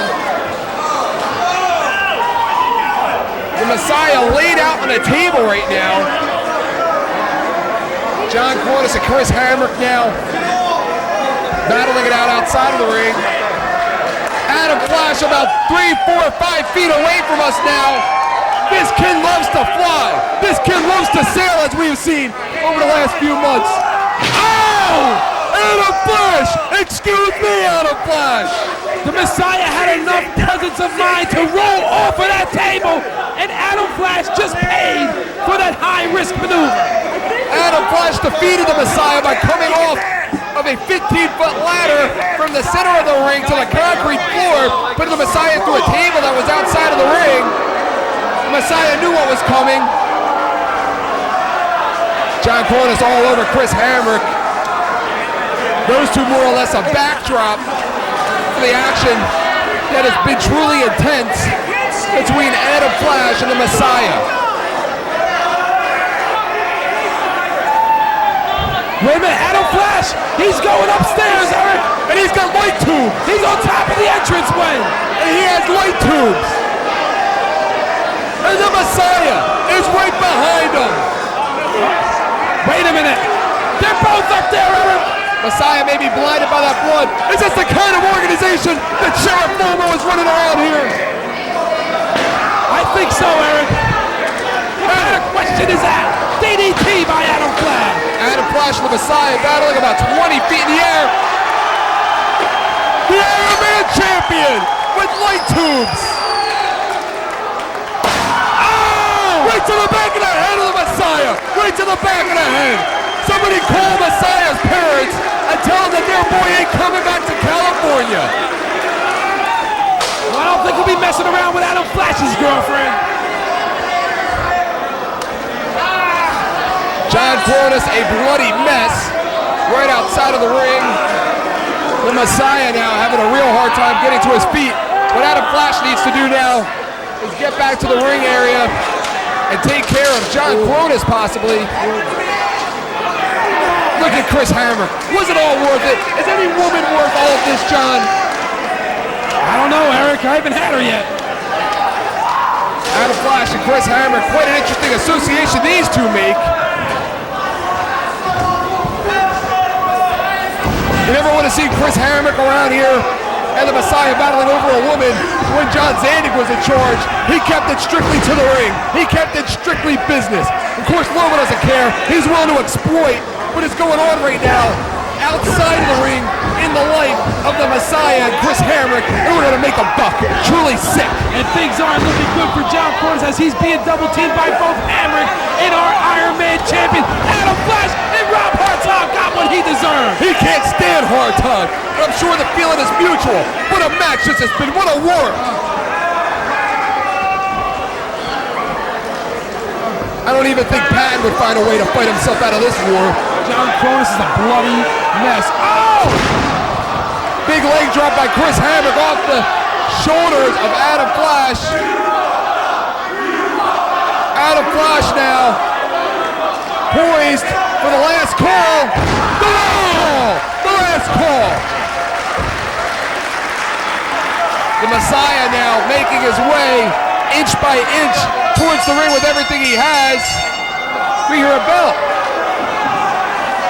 John Kronus, a bloody mess. Kronus just doesn't have it in him. Kronus just doesn't have the fight in him. Ladies and gentlemen, the referee's ruling is that all competitors have been disqualified. What a matchup. This was not an Iron Man title matchup. It was a CZW match of the Messiah and Chris Hamrick picking up where they left off. You may need the Philadelphia Police Department to separate these two. And wait a minute. So much for the pride of Chris Hamrick. Maybe he made the statement that he intended to make. All right, you two motherfuckers. Well, play this fucking game. Fuck you. Go back to LA and suck about stick. I'm gonna have that fucking belt real soon, bitch.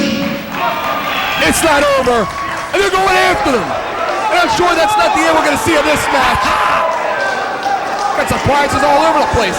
Waiting for a Jack in the Box to pop out. Eric, what just happened here, Eric?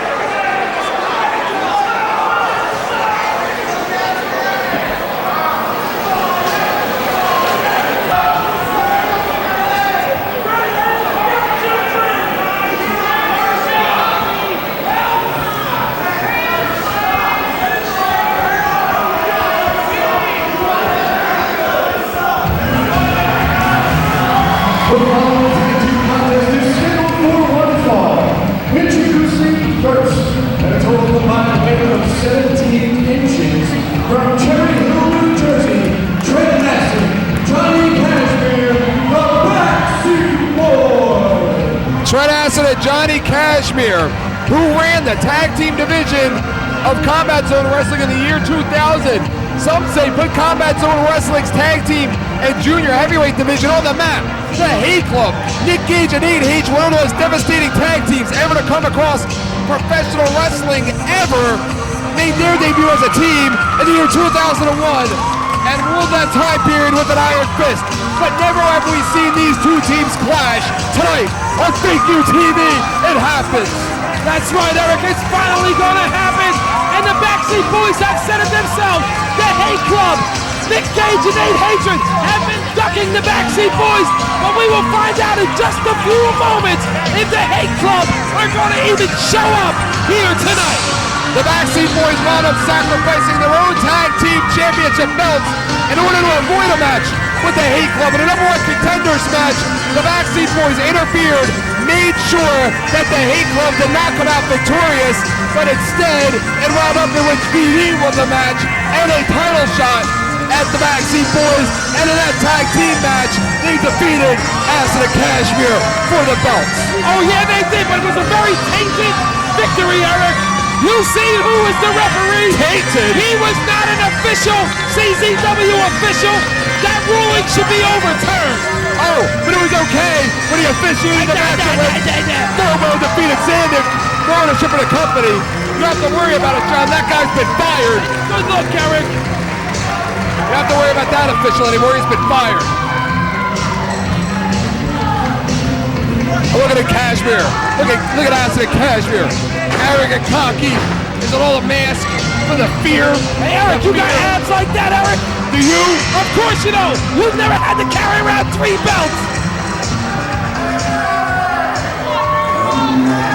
Uh-oh.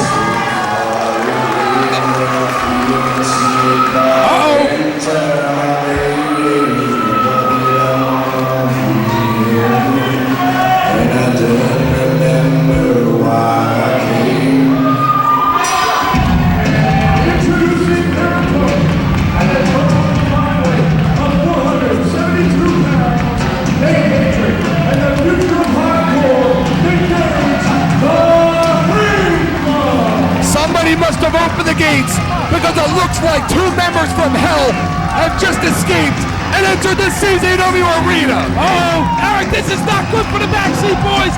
You have seen what they've done over the past few weeks to the Hate Club. They're already angry. They're already uncontrollable. And the dude will not be at ringside to control these 2 monsters. No control. The Hate Club are unstoppable, uncontrollable. They are focused on this opportunity against the Backseat Boys. The winner of this match will be granted a shot at Eddie Valentine and John Dharma will return here to the CZW Arena on May 11th. But I don't even think it's about that. If you're the Hate Club, you just want to prove something to Acid and Cashmere. Well, Eric, it was back in March of 2002, right here in this very same building, when Nate Hatred provoked the champ. He provoked the Backseat Boys, and you saw what happened to him, Eric. It's very rare in professional wrestling, especially these days, to see any first-time matchups, but these 2 teams have never, ever wrestled each other before in Combat Zone Wrestling or anywhere else. We know where the fans are. And the Hate Club have been on a tear. They have been so dominant, Eric, but they have never, like you just said, ever faced a team like the Backseat Boys. You gotta watch out. You throw Logan around like that a couple more times, that fatty specially had an intermission may come up. They regurgitate. Smart move here by Johnny and Trent. Psychological warfare. This is what they have to do against the powerhouses Nick Gage and Nate Hatred.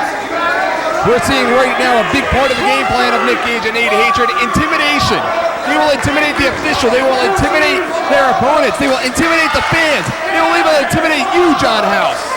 Well, Eric, all I can say is if I was the other team fighting the Hate Club, what I would do is just walk over and nail the referee and be disqualified and live to see another day. You know what I would do if I was the other team? I'd just leave because you don't stand a chance. However, they are the Backseat Boys, probably our greatest tag team champions in the history of CZW, and they did not get there from backing down from their opponents. Johnny Cashmere, the most decorated wrestler. You want to talk about history of Combat Zone Wrestling, the history of Combat Zone Wrestling you are looking at right now. Johnny Cashmere, the most decorated tag team wrestler in Combat Zone Wrestling history, has held those belts, the tag team belts, with more partners than anybody ever in CZW. Trent Acid, who has reigned supreme in the junior heavyweight division for quite some time, a multi-time tag team champion, a multi-time junior heavyweight champion. Nate Hatred, who is a former Iron Man champion, as well as one of those tag belts with Nick Gage, defeating the wife beater for that Iron Man championship. And of course, Nick Gage personifies Combat Zone Wrestling, the very first Combat Zone Wrestling World Heavyweight Champion, a multi-time tag team champion, a multi-time Iron Man champion. That is Combat Zone Wrestling. Wait a minute, Eric. The Backseat Boys aren't what the fans are calling them, Eric. Cashmere doesn't get any. What's he worried about?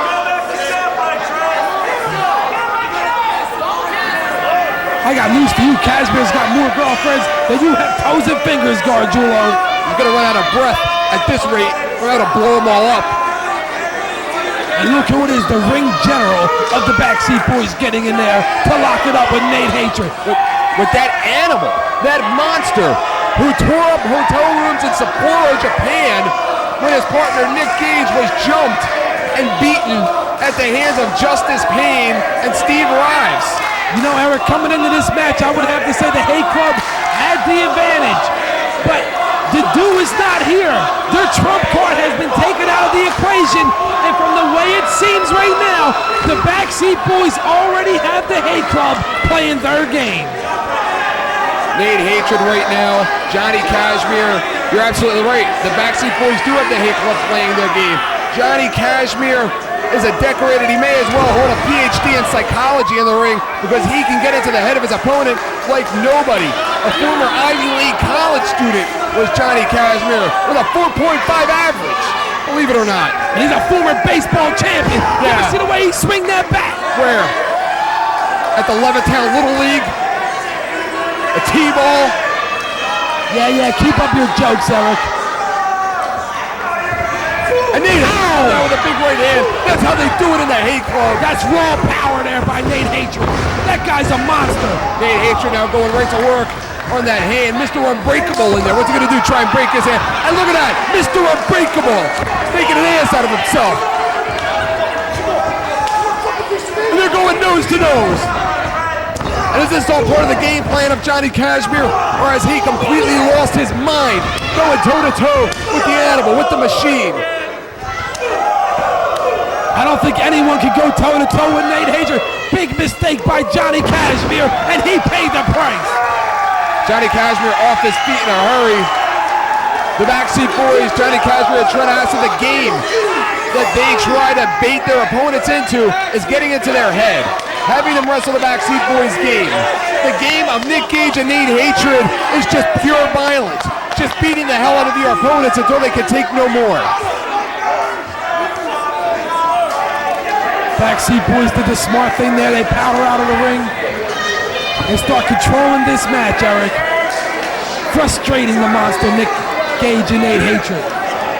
I don't understand why they picked this fight with Nick Gage and Nate Hatred. Why did they do it? Last month they attacked Nate Hatred right here on the stage. It was a few months back in which they jumped the Hate Club. Johnny nailing them with baseball bats. Just in order to avoid a matchup with them, why pick a fight with this animal? Oh, I'll tell you why. How would you like to be multi-time tag team champions and consistently here all the time? But what if you met Nick Gage and Nate Hatred? What would happen? They would destroy you. That's what they were sick and tired of hearing people like you and everybody else talk about what's going to happen when the Hate Club gets their hands on. Both wrestlers pointing to their forearms because they both had very vicious roaring elbows. We just saw Nick Gage go for it. These two competitors used the very same move. Roaring elbow, takes Gage off his feet. Look at Acid in there. Like an idiot, and a big elbow. Up. Kashmere lands on his feet, a big right hand, and a few by Gage. Gage was not forgotten about Justice Payne. Up in the air. Holds him. Slam. Fallaway slam. That's the power of Nick Gage, Eric. Nate Hatred now sizing them up. Oh! Both off their feet. What are you thinking of your Justice Payne right now watching this? Knowing that Nick Gage wants a piece of you. Knowing that Nate Hatred wants a piece of you. Knowing that you have to wrestle Trent Acid in 1 week in Westchester. And listen to the fans chanting on the Hate Club, Eric. I never thought I would hear it. The fans respect the attitude, the determination, the brutality that the Hate Club brings to the ring. The Backseat Boys cannot try and match power with Nick Gage and Nate Hatred, Eric, and that's what they tried to do. I think they forgot, Eric. Oh no, they remembered.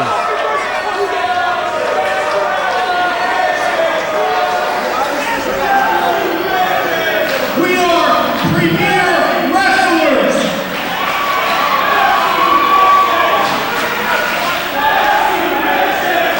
You're also prolonging. Shut up! You're also prolonging an inevitable death right now.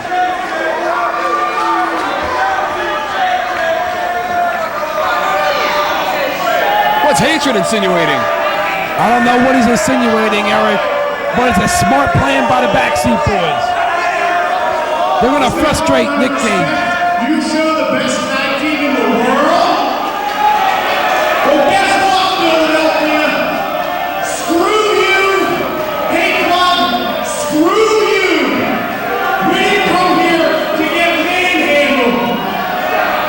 sure you'd love that, Kashmir. The match is over.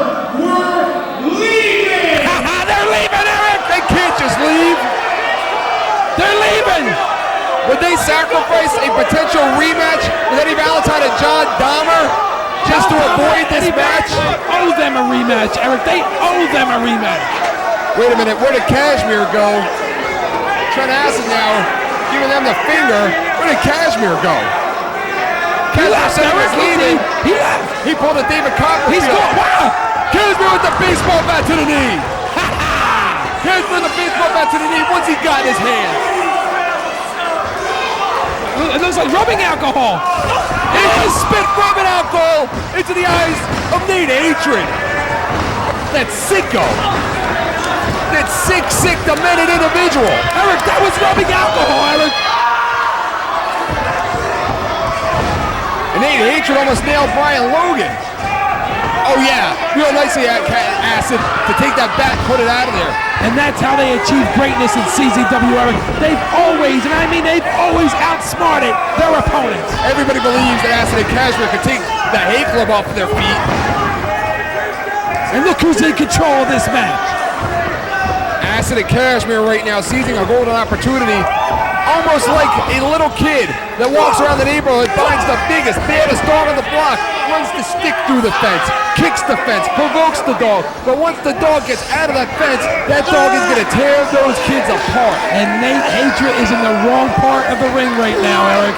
He's in the Backseat Boyz corner, the worst possible place he could be at this time. Acid now makes the tag into Johnny Kashmir. Big shot to the side of the head of Nate Hatred. Nate Hatred just cannot see.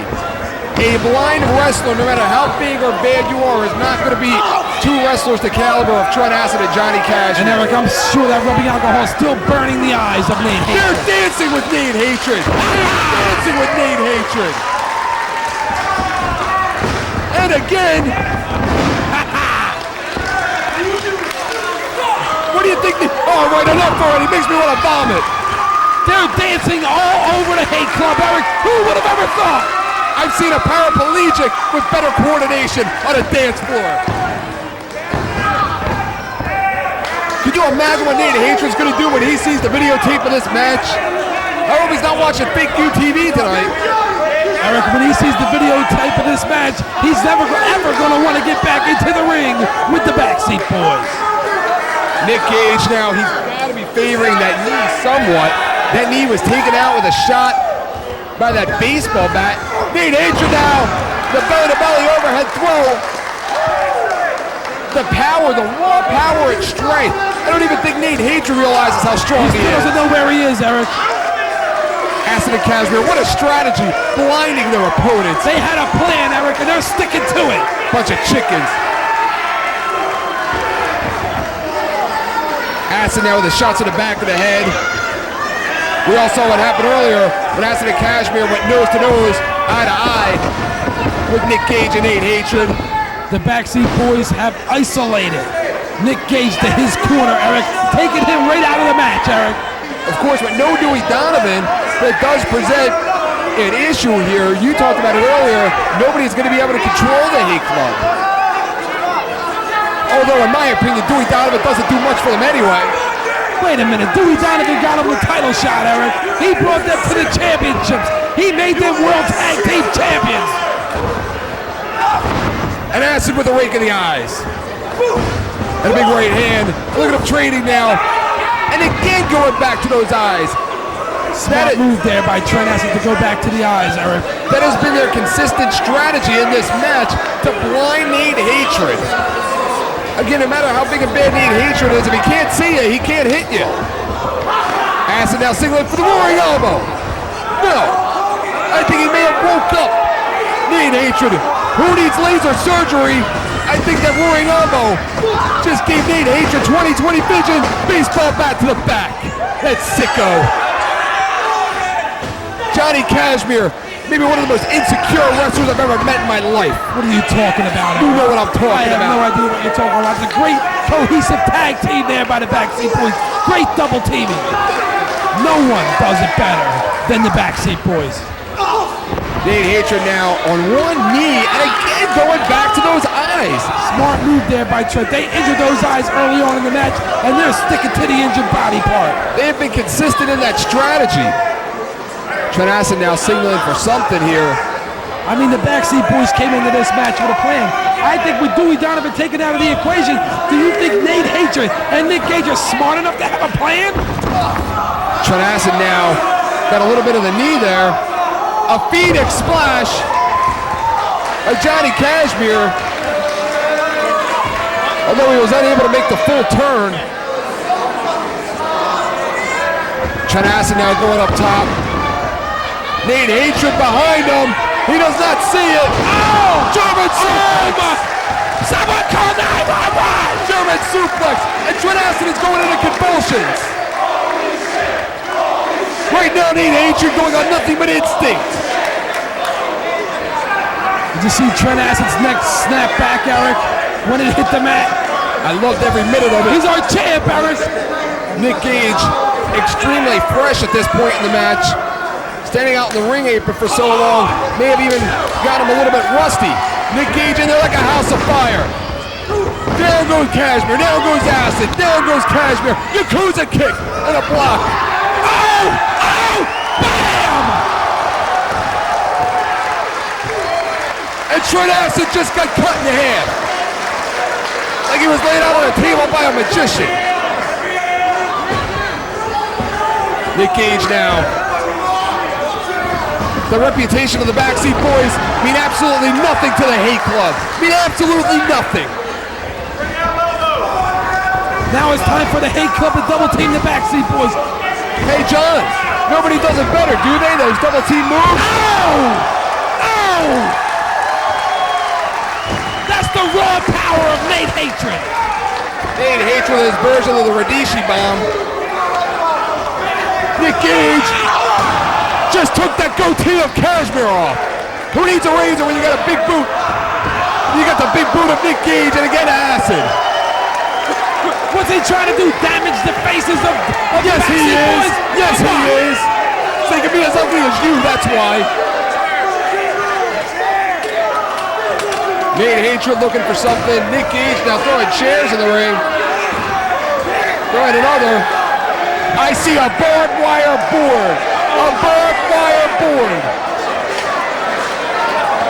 Anything goes in a Hate Club match. Oh, wait a minute. Wait a minute, Eric. We have seen them use this before and to much success.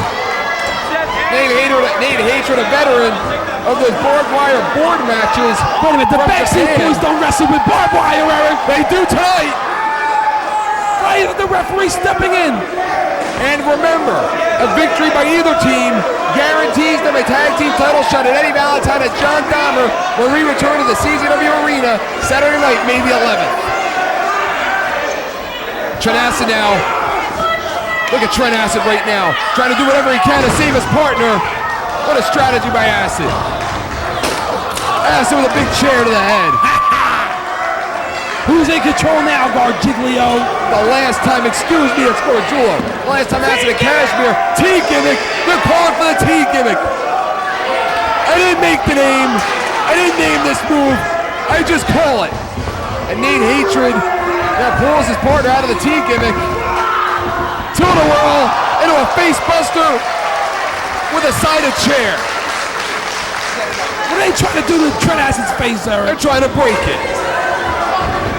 They're not about looking pretty and dancing around the ring. Somebody has to get in there and control these two monsters. What are you doing? You go grab a dog leash and enter the ring. Why don't you do it? Last time the Backseat Boys were involved in a barbed wire board match, it was last summertime, in which Trent Acid and Johnny Kashmere were on opposing teams. Yakuza kick and a block.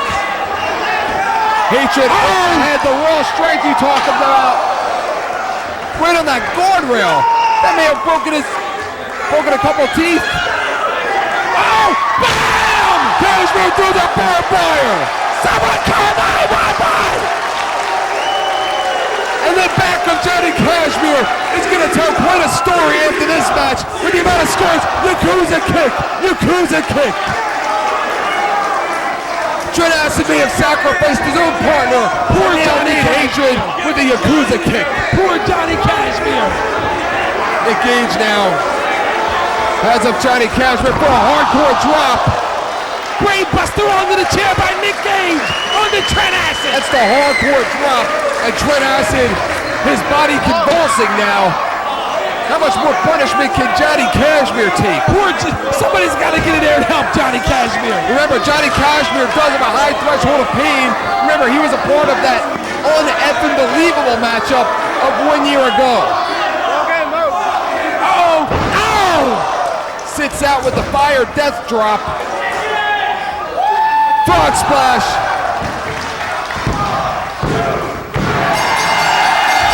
Uh-oh. Ladies and gentlemen, the winners of the match, Nick Hatred, the future of hardcore Nick Gage, the Nivel! Wait a minute, they get the title shot! They get the title shot! Saturday night, May the 11th, the Hate Club will have one more opportunity. The tag team match they have never received. They lost those belts back in July to the Briscoe brothers and have never received a return match at the championship. Hey, wait a minute. This isn't as bad as I think it is. Eddie Valentine will pay. And John Dahmer will pay the price to the Hate Club. The Hate Club, finally. It almost took them a year, but they will finally get another crack at the tag team gold. And look at Cashmere and Acid. Those two look like the best tag team in CZW to you. Eric, they were wrestling with barbed wire.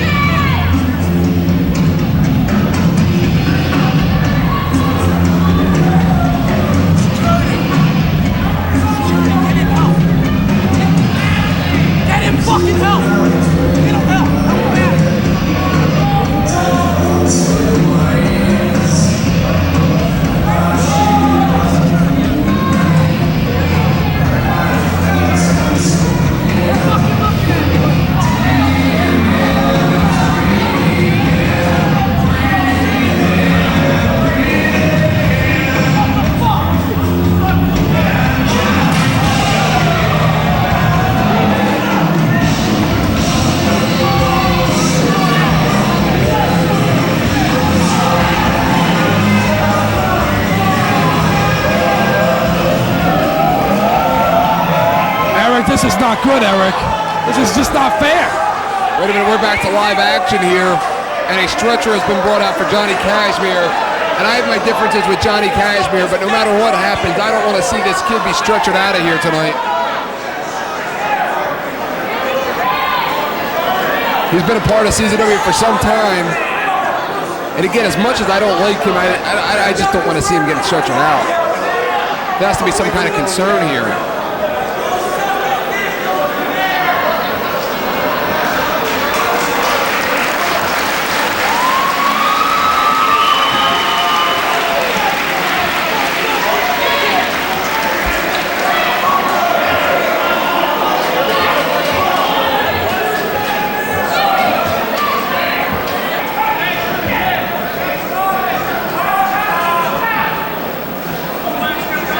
Ladies and gentlemen, it is now time for the main event of the evening.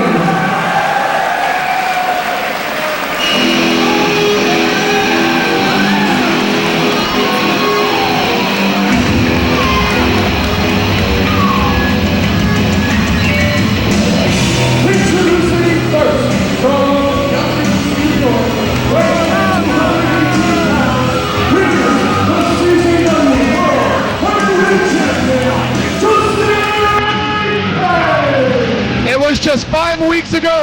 in this very same building in which Justice Pain suffered his very first singles match pinfall loss since February of last year, in which he lost the CZW World Heavyweight Championship. How is that going to affect Justice Pain tonight against Sick Nick Mondo? Eric, the champ is sick and tired of hearing, what if he had a match with Nick Mondo? Nick Mondo would take that title from him. He is sick and tired of hearing it from you. He is sick and tired of hearing it from the fans. He has beaten every contender that stepped up to the plate, and I trust it won't be any different here tonight.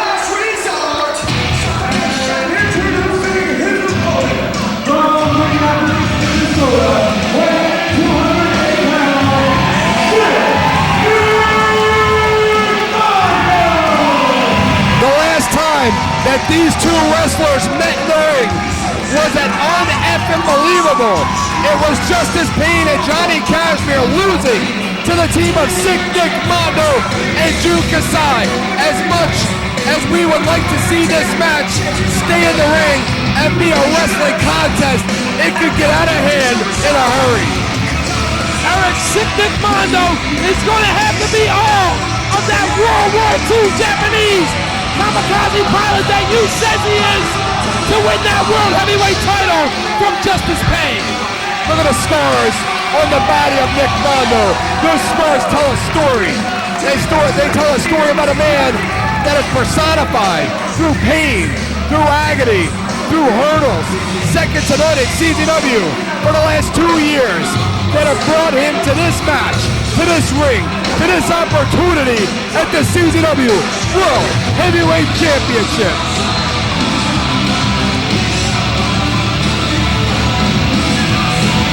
Man, you can cut the intensity with a knife that is separating Justice Pain and Sick Nick Mondo. And Eric, that is what it's all about. The World Heavyweight title. Who is the #1 man in CZW? How do you prepare for a wrestler like Sick Nick Mondo? He can fly, he can get hardcore, he can wrestle. He is every much the chameleon that our ace, our franchise player here at CZW is, Justice Pain. Well, Eric, if you go back in time to They Said It Couldn't Be Done, I believe these two have met one time before, and you remember what happened. We all know what happened then, but there was a different story. Tonight is a brand new night. Justice Pain and Nick Mondo going nose to nose. And look at the champ offer Mondo the first shot, and he took it. Smart move by Mondo. They have never met for the CZW World Heavyweight Championship, but what is the psyche like of Justice Pain? Can he overcome getting pinned in the ring 5 weeks ago by Jerry Lynn, the Messiah, Sick Nick Mondo, Jay Briscoe, Adam Flash, the Wife Beater, all wrestlers that have targeted Justice Pain, that have went after the champ. How much more can the World Heavyweight Champion endure? At no time in his career has he ever been this hunted. Eric, this is the match everyone's been waiting for. The people demanded it. Sending their letters, their emails to CZW and demanded Nick Mondo get a title shot. Justice Pain has wrestled so many different challengers over the last several weeks. In 1986, a tope suicida, or excuse me, a tope canhilo miss by Sick Nick Mondo, and Justice Pain all over his challenger. And this is what it's like if you're Nick Mondo. Justice Pain welcoming him to the world title match, welcoming him to the main event. In 1986, Ric Flair had to defend the championship belt of his organization against 13 different wrestlers. He was unable to do that. Is Justice Pain able to do what Ric Flair couldn't? Well, Eric, he's been successful thus far, okay? And that match with Jerry Lynn never happened. Justice Pain looking to end this one early. Hook the leg, not enough. I don't blame him for trying to end it early, Eric. You take the win when you can get it. Justice Pain all over Sick Nick Mondo. Sick Nick Mondo, the thing about him is, how do you beat a man like Sick Nick Mondo down with such a high threshold for pain? How do you just punch Well, that's somebody? simple, Eric. He's the champ. He doesn't have to beat Nick Mondo. Nick Mondo has to beat Justice Pain if he wants to be the world heavyweight champion. Single leg Boston Crab. Interesting strategy there of the world heavyweight champion. If you take the legs out from sick Nick Mondo, that eliminates quite a bit of his arsenal. The Mondo sledge in particular. You're absolutely right, Garjul. Look at the champ staying on that left leg. The world heavyweight champion, I have never seen him this focused. I have never seen him this determined. I have never seen him this aggressive. Maybe that loss to Jerry Lynn was the wake-up call that he needed. Eric, that wasn't a loss. That was robbery. It was highway robbery, and you know it. Sick Nick Mondo walked into the CZW Arena last month and challenged Justice Pain in front of everybody. Justice Pain, being the fighting champion that he is, accepted the match, but at what cost? At what price? Is that going to cost him the CZW World Heavyweight Championship? Sick Nick Mondo goes behind him. Looks like he's going for a belly-to-back suplex. Northern Light suplex into a bridge. Eric, Justice Pain takes on all challengers from any country, from anywhere. Nick Mondo now, slingshot into a Blue Thunder driver. And he has beaten everyone from John Zandig to Wife Beater to Tajiri, you name it. But there is one wrestler that he has been unable to defeat, and that's sick Nick Mondo. Even back it up, unbelievable, he lost that tag team matchup. It was his team that lost the match. Sick Nick Mondo now with a big right hand. It'll be interesting to see how things play out here. Nick Mondo there going for a big roundhouse. Nick underneath, taking a page out of the Street Fighter video game in there. He loves those video games. Nick Mondo has him up fisherman style. Letting Justice Pain think about it. Then he goes, coming. A Mondo driver. Mondo should go for the cover right away, Eric, and not waste any time. As a tag team partner of John Zandig and an associate, a big member of the Big Deals, the remaining member of the Big Deals here in CZW. How interesting is it going to be the next few weeks in the future of Nick Mondo and CZW under the ownership of Lobo? Eric, John Zandig abandoned Nick Mondo long before he was banished from CZW. Nick Mondo now stretching Justice Pain. I've not seen Nick Mondo at any point in his career use this kind of a submission, use an arsenal of submissions like we may see here tonight. You know, it was a great plan. Lobo got rid of John Zandig, and Justice Pain retired the Wife Beater at the Cage of Death 3, Gargiulo. You remember that? Absolutely not. 2 down, 1 to go, and he's working on Nick Mondo. And Justice Pain is going to pull that arm right out of its socket. Justice Pain with a cross arm breaker. And Nick Mondo, his name was on the list, Eric. He's the first one to get a pink slip. Nick Mondo now reaches the ropes. If you're Lobo, you probably could care less who wins this. He doesn't like Justice Pain. Remember, it was Justice Pain that defeated Lobo for his first ever CZW World Heavyweight Championship at the Cage of Death 2. Nick Mondo springs up like a cat. Look at the agility of sick Nick Mondo. And he caught the champ right in the jaw with that elbow, Eric. That's what you have to watch out for. You never know where sick Nick Mondo is going to come from. Smart move there by the champ to grab that bottom rope and break up that 2 count. Great ring awareness. The World Heavyweight Champion Justice Pain. Big roundhouse kick right to the eye. And another. A mouse could develop over the eye of Justice Pain and he could become blind. Nick Mondo pulls up that knee pad. And Nick Mondo, wait a minute. Justice Pain may need a glass eye before the end of this match. Eric, those kicks are illegal. Rob Hartog should have done something about that. Disqualify Nick Mondo. Rob Hartog, a very credible official. Oh, please. Yeah, when he's at McDonald's. And now Justice Pain with the reversal. Yeah, he's credible when he's eating. Justice Pain and Nick Mondo, what's it going to take? What's it going to take to put away the World Heavyweight Champion? What's it going to take to put away his kamikaze challenger?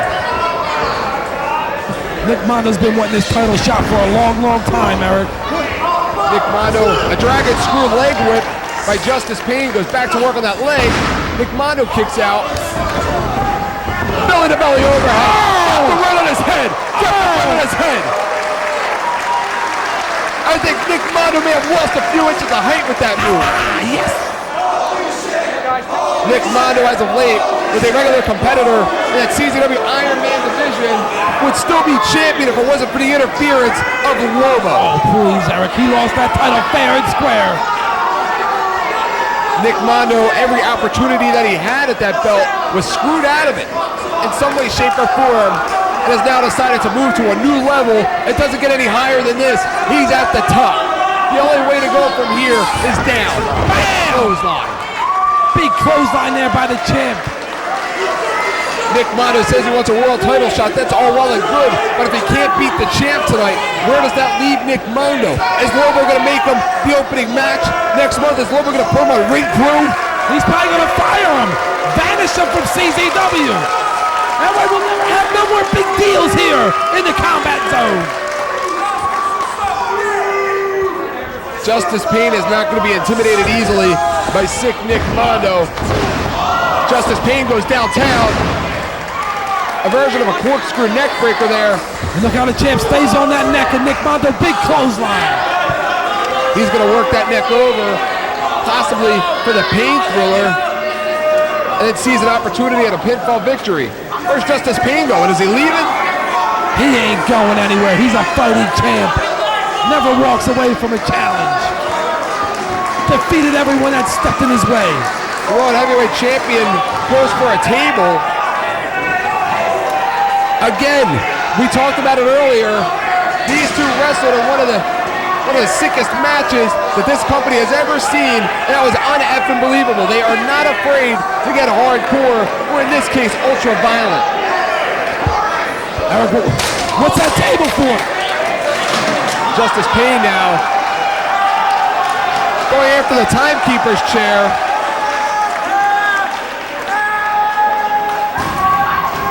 Now throwing chairs in the ring. He's just reckless in there. Oh! Mondo! Oh! With a chair to the head. Nick Mondo's best offense was a defense. Did you see that, Eric? He just launched 18 feet across the ring. Did I see it? Where did I go? Justice Pain dug his own grave with that table. Right now, both wrestlers need to recharge their batteries, refocus. Who wants it more? He got nailed with that Mondonator, Eric. The champ is in bad shape. Nick Mondo now going up top. Positioning Justice Pain for something here. Justice Pain up top. And he overshoots his challenger. Justice Pain defending himself the best that he can against Nick Mondo.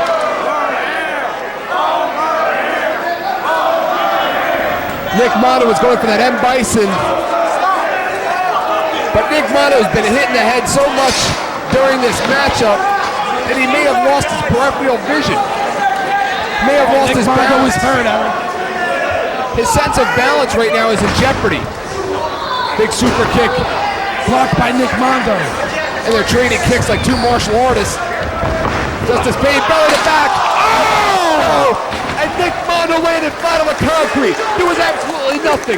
No mat that separated Nick Mondo from the concrete floor. And there goes your World War II Japanese kamikaze pilot now, Gargiglio. He may have a kidney injury, may have broken a rib, may have some kind of a spinal injury. Numerous injuries could come out of a move like that. They may very well be carrying Nick Mondo out here on the stretcher by the time this match is over. The landing was worse than the actual move itself. Justice Pain now following up on Nick Mondo. The world champion right now. Nick Mondo could barely even stand up. Any other wrestler, I would count them out. But Nick Mondo with the threshold of pain that he could take, a big blockbuster there by the champ. But the amount of threshold that the body of Nick Mondo can take, I don't know. He may still have something left. Well, I don't know, the champ's taking a lot of time to get over there and make a cover. He's not even going to make a cover. Maybe a big mistake there by Justice Pain. The World Heavyweight Champion did not take too kindly to being shown up last month, to being challenged, being put on the spot. He wasn't showed up, Eric. Got a bag. He was robbed last month, and you know it. And it was a non-title match. He's got a bag of some kind. What kind of a bag is that? That's thumbtacks. It's thumbtacks. We have unbelievable all over again. Nick Mondo with a big roundhouse. Oh no! He has him in position for the assault driver. He has him in position for the assault driver. No. Tiger suplex. And a kick out. What's it gonna take? What's it gonna take for Justice Pain to defeat a man that he just tiger suplexed on thumbtacks? And Eric, they got thumbtacks. Look at Mondo with thumbtacks in his back. Listen to this crowd. Who do you think they want to win tonight? Doesn't matter what the fans want, Eric. The best man will win this matchup. The last time Nick Mondo brought thumbtacks out, he wound up being on the receiving end of those thumbtacks in a match against the Messiah. Nick Mondo now, what does he have? Nick Mondo has something himself out there. Uh-oh, Nick Mondo just hit him over the head with something. What's he got, Eric? And these fans have come alive. No, that is a bag of thumbtacks. Uh-oh! Springboard! Bag drop! That's it! We're gonna have a new world champion! I can feel it, John House! I can feel it! You can sense something different in the air tonight! No! There is something different in the air tonight, John House! You can sense it! And he blinds the world champion! He could have taken an eye out with that! Neither wrestler has any respect whatsoever for each other's body. Justice Pain catches his challenger, drives him in, has a position for a big power slam. Yes! A big running power slam. It's over! Oh! Again, any other wrestler would have been unable to kick out. But you're not in there with any other wrestler. You're in there with a former Iron Man champion. An Iron Man champion that won that belt after being dragged around the ring through broken glass, thumbtacks, and barbed wire. That man, sick Nick Mondo. Nick Mondo now, look at Justice Pain. Look at the thumbtacks in the back of Nick Mondo, Eric. Look at him. Justice Pain with thumbtacks in his head, thumbtacks in his elbow. Look at thumbtacks, you can see them shining right from the back of his head. That was illegal, Eric. He has him in position for the assault driver. He has him in position for the assault driver. Assault driver. That's it. We're going to see it. New champion. Damn it. Damn it. Damn it, Hartog. Yes. Did you kill it any slower? What are you talking about, Eric? That was a very consistent count by Rob Hartog. For the first time in his whole career. Damn it, Mondo. Follow up. Follow up. It's not going to take much more. Both wrestlers look like a pin cushion for those thumbtacks. Tornado DDT and a block by Justice Pain. Fighting for everything he has. Look at the body of Nick Mondo right now. Nick Mondo looked like he was about to be assault driven from Justice Pain. Mondo now up top. Justice Pain. Oh! And how much more can these wrestlers take? Once again, it is unbelievable. Once again, 1 year later. Eric, there's got to be 200,000 thumbtacks in that ring. No partners, no teddy bears wrapped in barbed wire. Just the CZW title on the line and about 1,000 thumbtacks. And look at Mondo and the champ very slowly getting to their feet.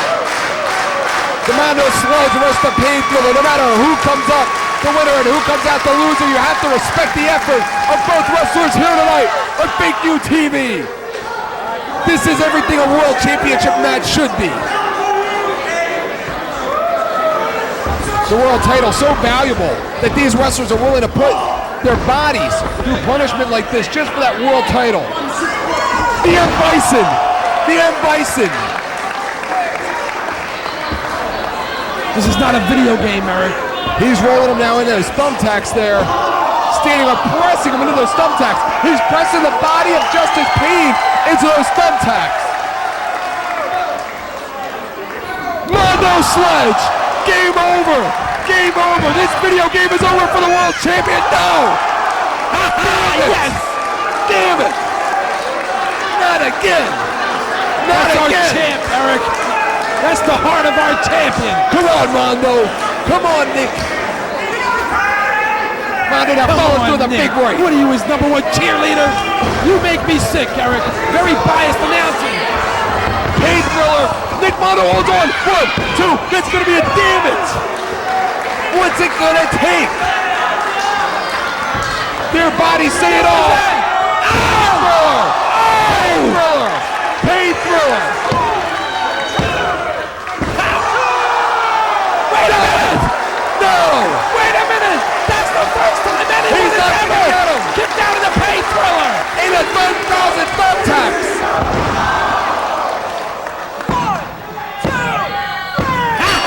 Yes! The double underhook face buster, just too much in those thumbtacks. Ladies and gentlemen, the winner of the match and still CZW World Heavyweight Champion, Pain! Everything a world title match should be about. A battle, a fight, a classic. Right here tonight on Fake You TV. It doesn't get any better than this. Why do they do this, you ask? You watch it all. Why do they wrestle in thumbtacks? Why do they put their bodies through this? Why? That's why. Listen to these fans.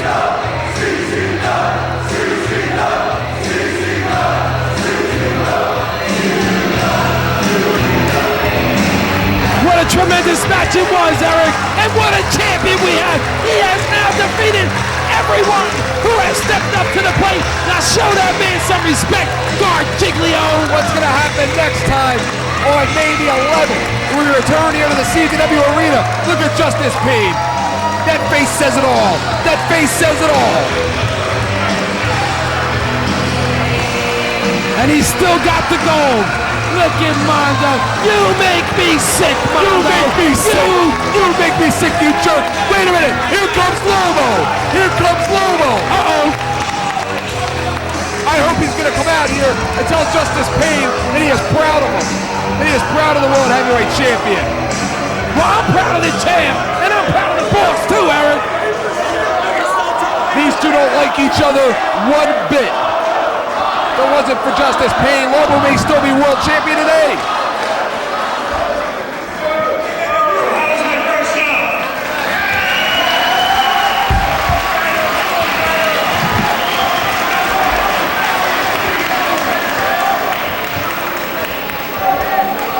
You all know about the show, June 8th, the Dolor Junior Invitational. But we've got another show 2 weeks from now, April 27th. I've already got 3 matches. Tag team called the Hardcore Ninjas is going to make their debut here.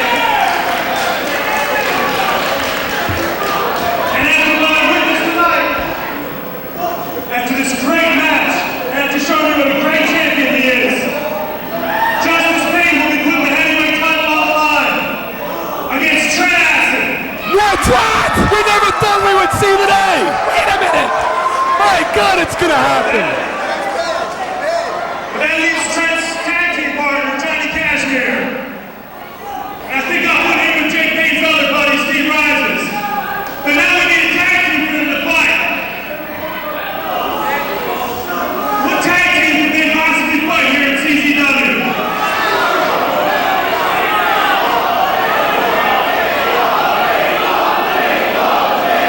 All of a sudden, he's a man of the people. I would have let him.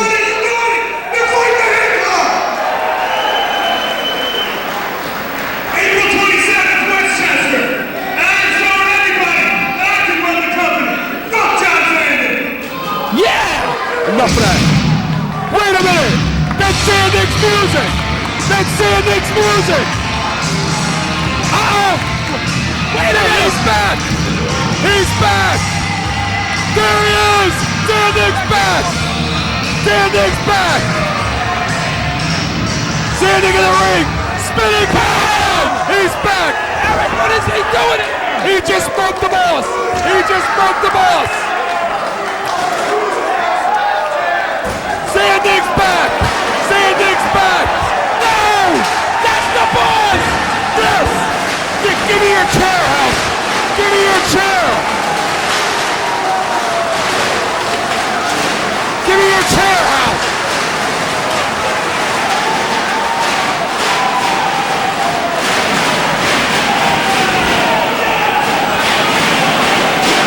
proud owner he must be.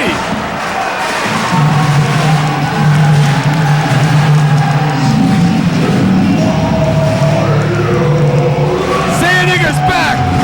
Look at Zandig. Wait a minute! He was told never to come back to CCW! You better hightail it out of there, and hightail it quickly.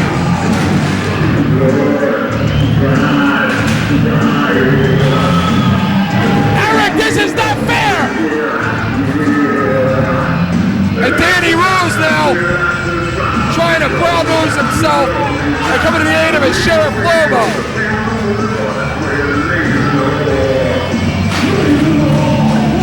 Adam Flash now hits the ring. Coming to the aid of their Sheriff Lobo.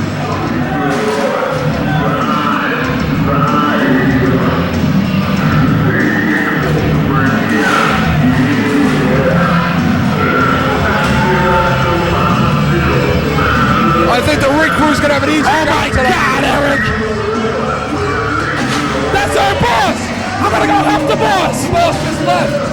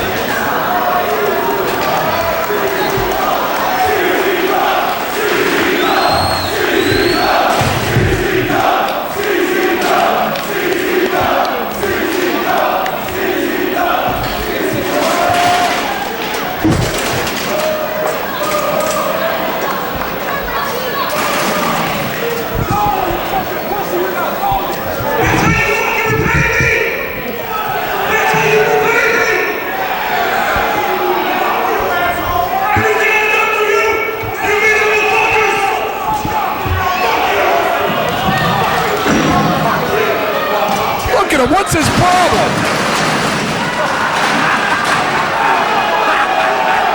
Looks like somebody had a little too much to drink back there.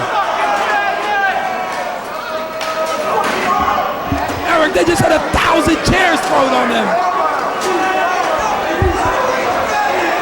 Look at that. That guy right there is the owner of this company. He's the boss, Eric. That's right, he's the boss.